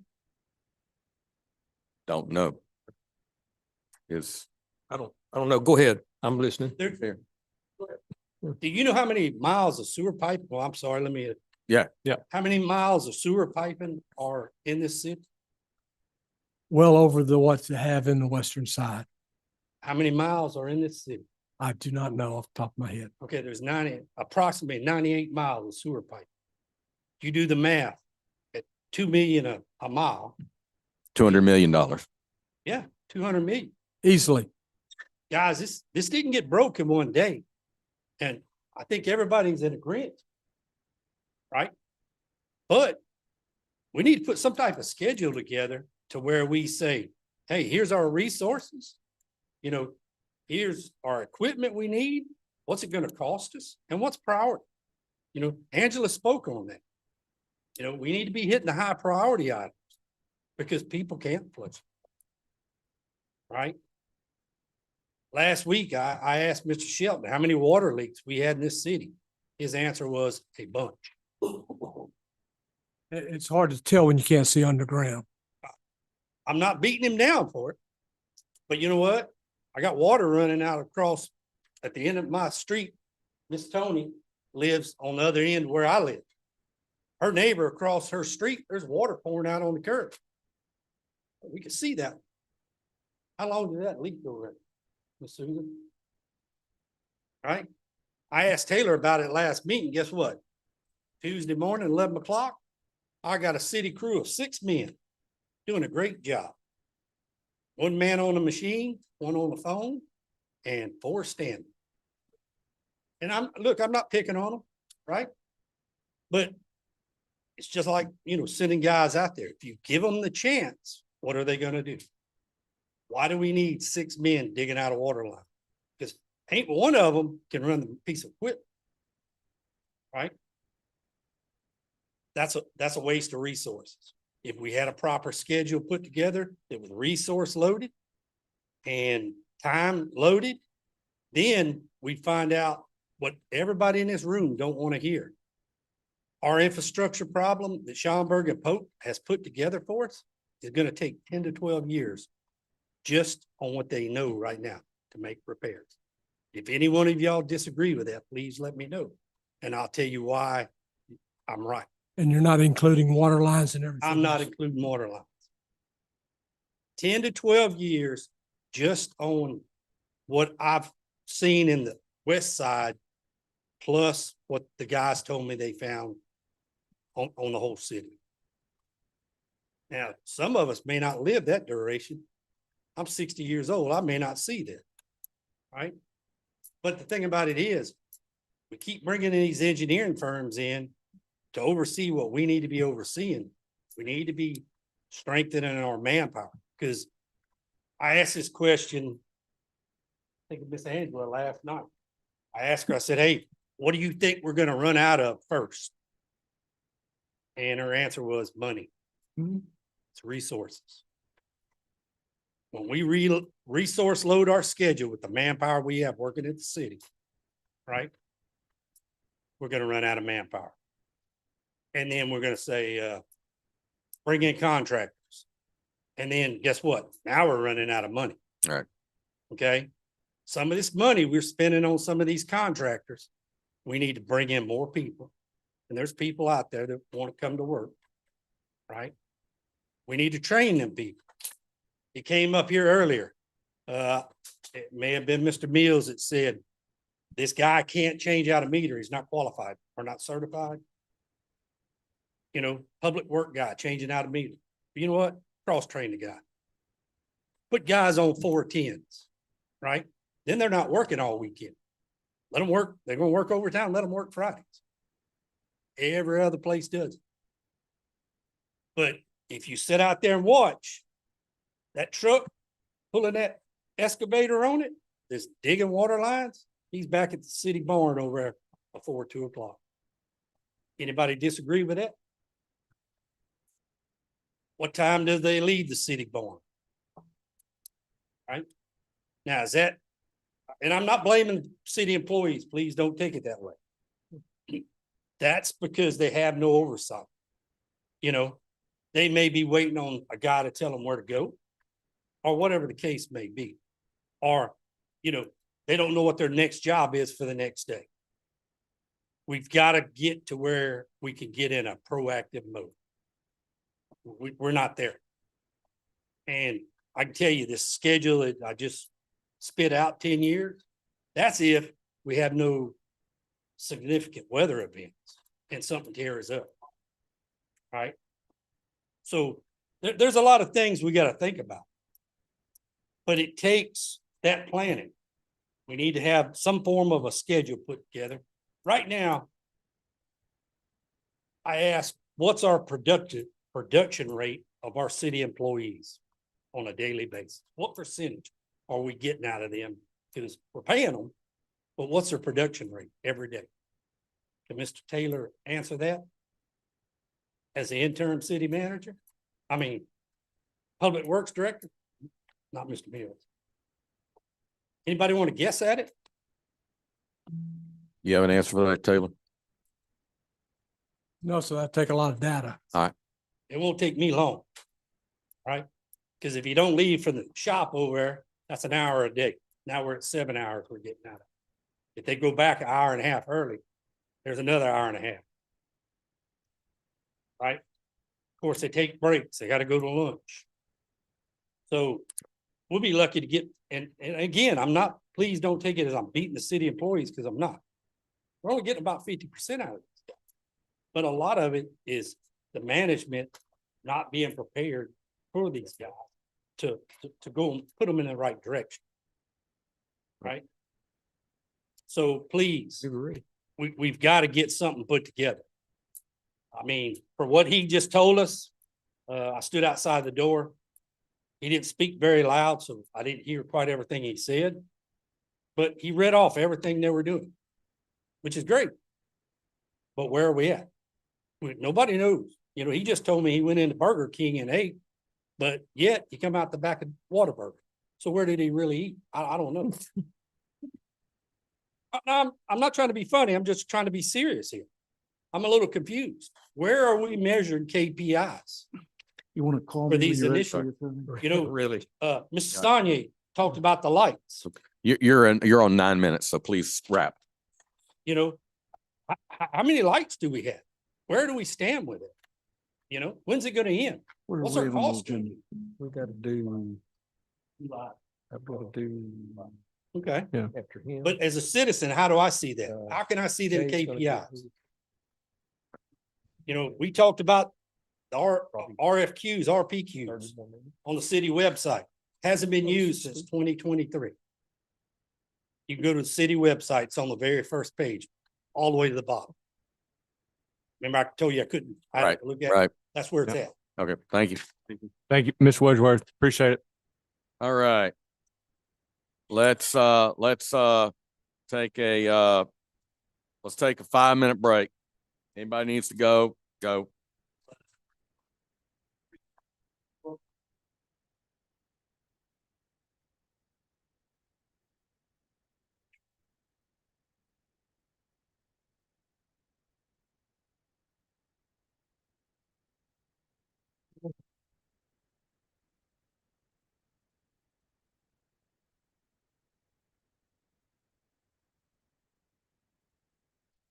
Yeah, this is a too much on the agenda here. This one.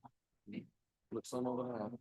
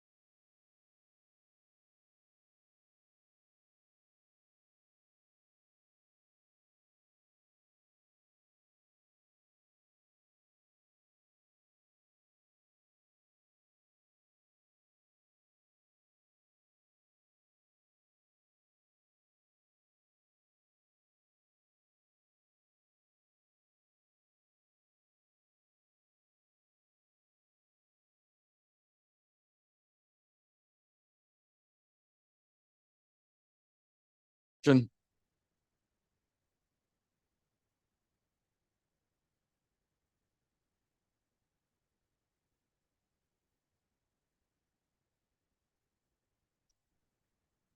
All right, next item on the agenda. Yep. We have a quorum. Here comes Brett. He's in the room. O, discussion and possible action authorizing the Nederland Economic. Where's our city manager, interim city manager? He's Bruce. Mr. Mills. Bruce Mills.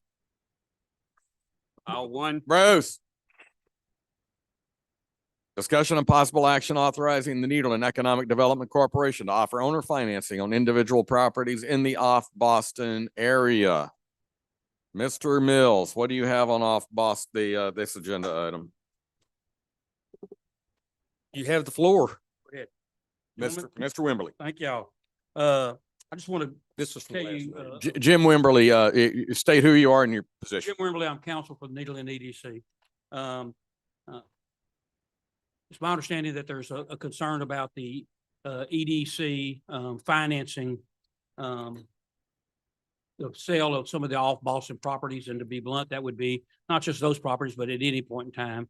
And it's my opinion, based upon the bylaws, that we have the authority to do that without having to come back to the EDC for approval, because we've already had the project taken to y'all and approved. But be that as it may, I've told my board, and I think they agree, that we don't want to do anything that our sponsoring entity does not want us to do and does not think is in the best interest of the citizens. So I would ask that you not rule on this yet. Give us an opportunity to go back to the, because I don't know whether we're talking about significant increases in prices or not. My concern is that these items are not moving as fast as we had hoped they would. If you offered owner financing from the EDC, which I believe they have the right to do under our bylaws, and it's clearly not prohibited under the statute, you could get a significantly better price for the sale of these properties, and you would also open it up to people who may not qualify for conventional financing for banks, where they would have to have anywhere from, for commercial properties, generally 25% down. You have a lot more closing costs and stuff than we would have. You'd have to do multiple appraisals, all that kind of stuff that we wouldn't require because we're not a financial institution. But if the realtors come back and tell us you're not going to get a significant price, then we're much ado about nothing, and it's not something that we need y'all to rule on. But if we can show you that it is a significant price increase that is better for the citizens, and we still have fully collateralized deal, that might change your opinion about this willingness to allow us to do that. And I'd ask you to give us the time to do that investigation, come back to you with what the realtors say and real evidence of what it would be, rather than just my opinion, Kay's opinion, and the opinion of the board, and get some facts behind it, and then let you make a knowledgeable decision about what is economically better for the EDC, because once again, this is the citizens' tax dollars. Mr. Wimberly, how much time are you talking about? How many weeks or? I'm saying it would take us at least a month to go back and get that information and go and do it. Now, we have already lowered the price on some of the properties, and that might change things, but if it doesn't, then we really need to be able to look at that. So in the interim, I think could go back to people and give them multiple financing plans and say, if we had this, what do you think you could sell the property? So you're talking roughly the meeting of the 23rd of March. Yes, sir. Let me amend it. If I don't make the motion, why don't we just give them the time and let them come back to us when we can put on the next agenda item in case it takes 6 weeks. I'd rather not put in a writing. Understood. I was asking about. I agree that. And I was going to top it off, Randy, during that time, would you be talking to Mr. Hughes? Yes, sir. Yes, sir. And Rick and I have already talked about it at length, but I think I can come up with a plan if we find out it's a significant amount of money. If it's not much more money, then I can see it's not really worth the risk of doing that or the hassle for the EDC. But if it is, I would want y'all to at least have a full knowledge before you make a decision on that. Okay? So Mayor, I would make a motion to table this agenda item tonight. And once we get the information from EDC, when they like to have it put back on the board between their attorneys and our attorney can visit it. When they feel like they've got everything put together, they ask us to put it back on the agenda. Thank you, Mr. I'm not Mayor. going to set a You know date. better than I about tabling the motion. That would take Yeah, a it two-thirds would- vote to get it back up. Right. Just pass this. Yeah. For now for Yeah. Okay. a period of time. Just Don't table it. eliminate it Don't table it, altogether right. for tonight. Die for lack of a- Yeah. It'll let it die for lack of a second. How about that? Or lack of a motion. You withdraw your motion right now? Yes, I do. Any motion to proceed tonight on this one? Any motion on proceed tonight? Any motion to proceed tonight? It dies for lack of a motion. So bring it back at I will go through Mr. Hughes first. Thank you. Thanks, you sir. very much. P, receive update and clarification on former Mid Jefferson Hospital property, 2600 FM 365, Mr. Hughes. Mills. Yes, sir. Thank you, Mayor. Sorry, attorney. This, I was asked to get clarification. This came up in our February 2nd meeting. This had to do with the Mid Jefferson Hospital. I've got my backup here if I need him, but what I want to do is give questions I've been asked. I want to give a chronology of what occurred at that location. I'm calling it everybody knows what it is, but the hospital 2600 Highway 365. So I'm just going to walk you through what happened, because some of the comments that were made at that meeting were we were in violation of our own ordinances, and talked about the safety, talked about I know we talked about code enforcement and all that. So it was all mixed up in those statements, and I wanted to just find out what we did do and what was authorized in that building. May of 23 is when as the hospital is when it closed. October of 23, a few months later, there was a warranty deed issued to the new owner, signed by Michael Reef. November of that same year, 23, the electrical permit change occurred. Same thing, development group, the Reef development group took the building. Then January of 24, there was a request to Mr. Wheeler for the certificate of occupancy to convert 10 of the hospital rooms into 10 hotel motel rooms to house specifically going to be used for refinery workers, local workers. And January 26 of 24, the fire marshal and building official went in, conducted a walkthrough, and all code compliance was verified. February of 24, there was a CO or certificate of occupancy issued for the 10 existing rooms to be used as a hotel motel for transient stays. Then later in November of 24, warranty deed was issued. That was granted to Mike's Enterprise, signed by Michael Reef and the family. Don't need to know all of that, but then in December of 24, there was a correction deed where they went in and changed the name, but it's still the Reef Investment, a different LLC. In March of 25, again, another certificate of occupancy was issued for additional 50 hospital rooms to be used for hotel motel short stay rooms. In March of 25, there was a permit issued to change the occupancy type from a hospital to hotel motel to use for 50 rooms. That's when they changed the actual title. Then in March of 25, the building permit sent directly to the county appraisal district, changing the use of the tax and giving tax notice for that change. And that's the last piece of correspondence we had on it, and that was in March of 25. I think, did I leave out that fire chief went with you? Y'all did all the code. Fire marshal is a fire marshal. 2024. Okay. I mean, I mainly just wanted to clarify that there was, didn't believe there's any bad things going on there. We know it's rented. Don't know the numbers. I tried to find out if we had any count on the rooms rented, but we don't have access to that information. So, Any member of council have a question or comment for Mr. Mills, Mr. Wheeler?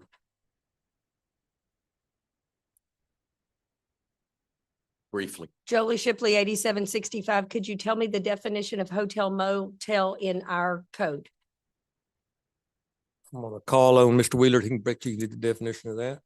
In our zoning ordinance, it's classified as a short-term rental. So I meant the actual definition in the code in Appendix A with the definitions at the very end of Appendix A. That's what I'm telling you. Okay, you're not telling me what it says. If you have it. I don't have it in front of me. I'll address council. What you're getting now is Jolie's wrong. There is an Appendix A and there's a list of definitions at the end. I would encourage you to read it because it requires this place to have a common entrance area with an attendant. It's not a hotel motel because you call it a hotel motel. If it walks like a duck and it quacks like a duck, then it's a duck. But if it looks like apartments and it feels like apartments and it's rented on monthly basis, that's apartments. That's not a hotel motel. When there's a secure door and the only people that can get in is like a condo or an apartment complex, it's not a hotel motel. And at $35 a night on the average, you are absolutely inviting nefarious activity as the lowest priced hotel I could find between Houston and New Orleans. But that's what we invited. And it is adjacent to the property of a church, a public elementary school, and our largest city park. So if it's going to be a hotel motel, it should comply with what's in your definition. I'll be happy to email it to all of you, print it out, highlight it, summarize it, and drop it off at your houses again if I need to, but I need you to read what I give you. Thank you. Jolie, before you go, so a hotel is sitting there on a zone C3 highway commercial. That's allowed for hotel. That is allowed for a hotel. Okay. So if I look at different definitions between hotel and motel. Don't look at our definition in our code. It doesn't matter. I'm looking at overall, what is called a hotel or a motel, Doesn't just matter what overall. Webster's calls it. Yeah. It doesn't matter what Houston calls it. Yeah. Matters what our Hold on. code calls it. Yeah, because basically hotels are usually open to interior hallways, providing a more secure environment. Motel rooms generally have exterior entrances allowing direct access from the parking lot, basically park your car in front. Hotel guests tend to stay multiple nights or sometimes even months versus motels, on the other hand, tend to be smaller and are designed for quick trips. I think 1 to 2 floors and 1 to 2 nights. So Okay. that's some of the I the don't definitions disagree there. that Webster's has a Yeah. definition. Yeah. Do you know what the city of Nederland's definition is? Establishments providing short-term lodging which is open to the public for compensation, which may also offer food and beverage services, food and beverage services, recreational services, conference rooms and convention services, laundry services, parking, and other services. But may would be everything after may is optional, but it is an establishment providing short-term lodging which is open to the public for compensation. Okay, so if you go over there with me right now, and I took the last mayor on a nice little ride to see the poo in a drainage ditch, I'll drive you over there right now. You ain't getting in the building. It's not open to the public for rental. It is an apartment. You get your keys, you go in, it's your room. There's no attendant. There's no vacancy with the no flashing.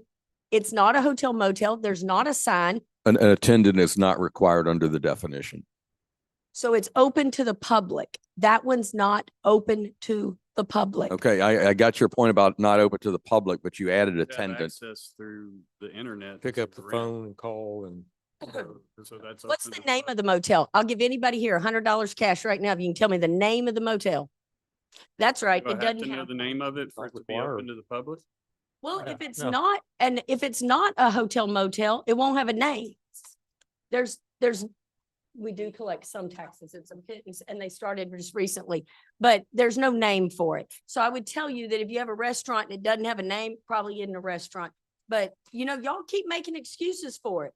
Whatever, keep making excuses for. I was merely reading what you encouraged me to read, and I read it for everybody in the room. That. It's not open to the public. Thank you.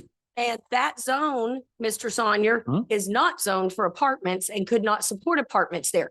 But if you go back to the emails between Mr. Wheeler and Mr. Arif, where Mr. Wheeler tells Mr. Arif, when Mr. Arif said, I need to open some apartments, that's in your city email server. And it says, no, don't call it apartments. You're not zoned for apartments. Call it a hotel motel. I have the emails. They should certainly be provided to you all as well. So I just want to make a comment and then also read a definition real quick. From what I understand, Please, audience, let the mayor pro tem speak. so Please. from my research, I believe it's called Turnaround Hotel. Number one, it's just from my research, and so I'm answering the question, respectfully. And in our ordinance under definition section 98-71, Hotel means a building in which members of the public obtain sleeping accommodations for consideration. The term includes a hotel, motel, tourist home, tourist house, tourist court, lodging house, inn, or rooming house, but does not include a hospital, sanatorium, or nursing home. So that's the definition under definition section 98-71. Which to that, if I could, just, I know in the Mills. conversation I had Mr. Wheeler going, kind of digging into what you just said there, did not require a billboarded name, did not require an attendant. And it could be used for transient stay, which is, and it met all the code, for that, so I understanding. All right, Ms. O'Connor, you're standing at the podium. The last. Name meeting- and address once again. Connor, 1131 Gary Avenue. At the last meeting, and I'm trying to pull up the minutes from February the 9th. That was the last meeting, correct? They're not listed. The minutes aren't listed. I tried to pull them up because of. Because we had not approved them until tonight. Okay. At the last meeting, I can recall we were talking about taxes, and Mayor, you requested some information from the lady that was up here talking about taxes. That should be listed as old business if it wasn't on the agenda. My question is, did you get the answers that you were asking for? And the second, You want me to answer that? well, in a minute. Oh, The okay. second question I have Okay, is, Maxine. if this hotel, motel, whatever you want to call it, doesn't have a name, how do they pay taxes?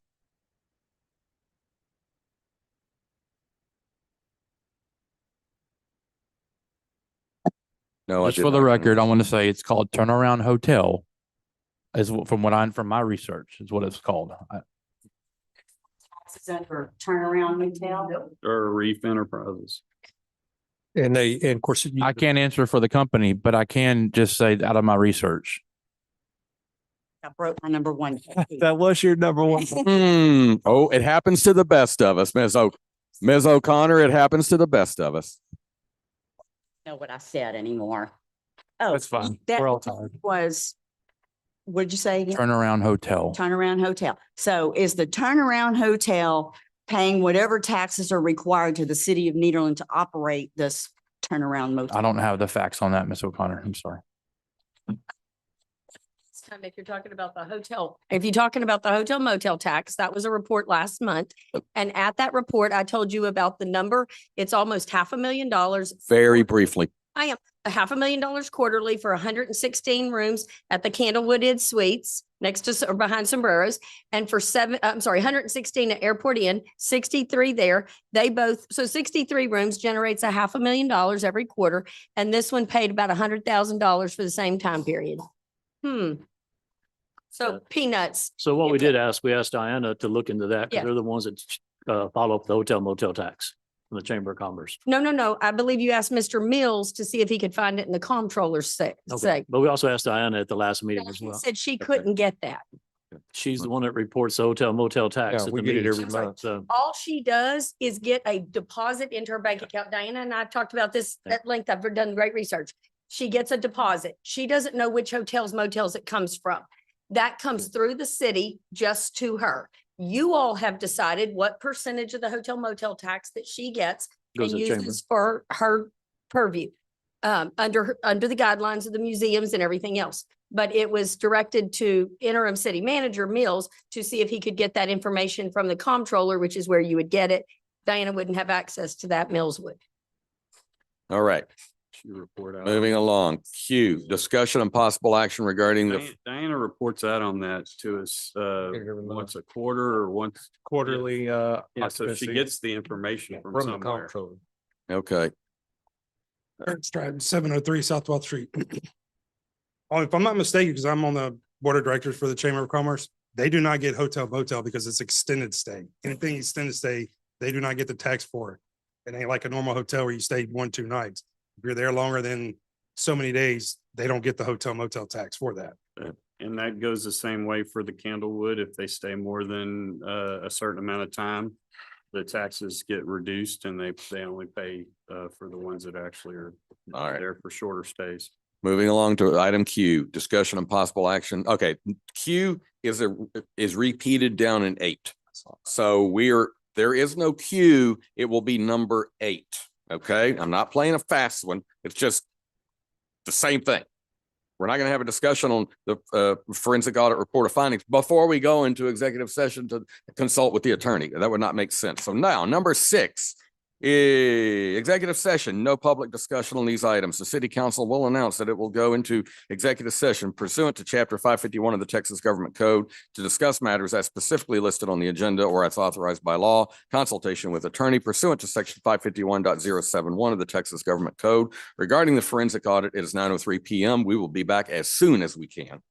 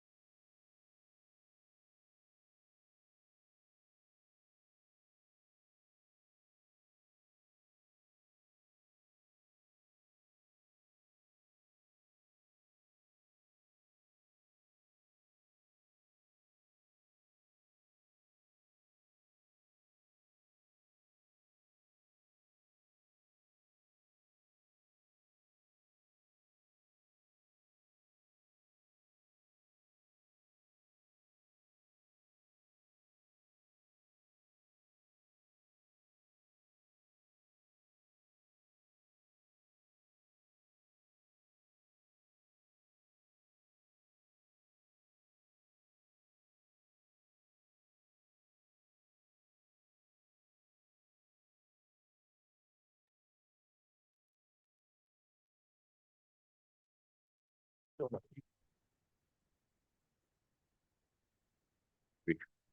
here comes Mr. Hughes. Yeah. It is 9:45 PM. It only feels like 3:45 AM. We're out of executive session we're reconvening into regular session and discuss and take action, if any, on items discussed in executive session. Get my glasses on here. And item 8, discussion and possible action arising out of or related to executive session regarding the forensic audit. Our attorney received a document on Friday. He has reviewed it, but questions have come to mind. He will be contacting Baker Tilly in the next few days, and will report back to council of what he has determined. So at this point, there is nothing to release. City manager comments number 9, Mr. Mills. No comments, Natcher. Well, I could go for a while. Okay, it is 9:40.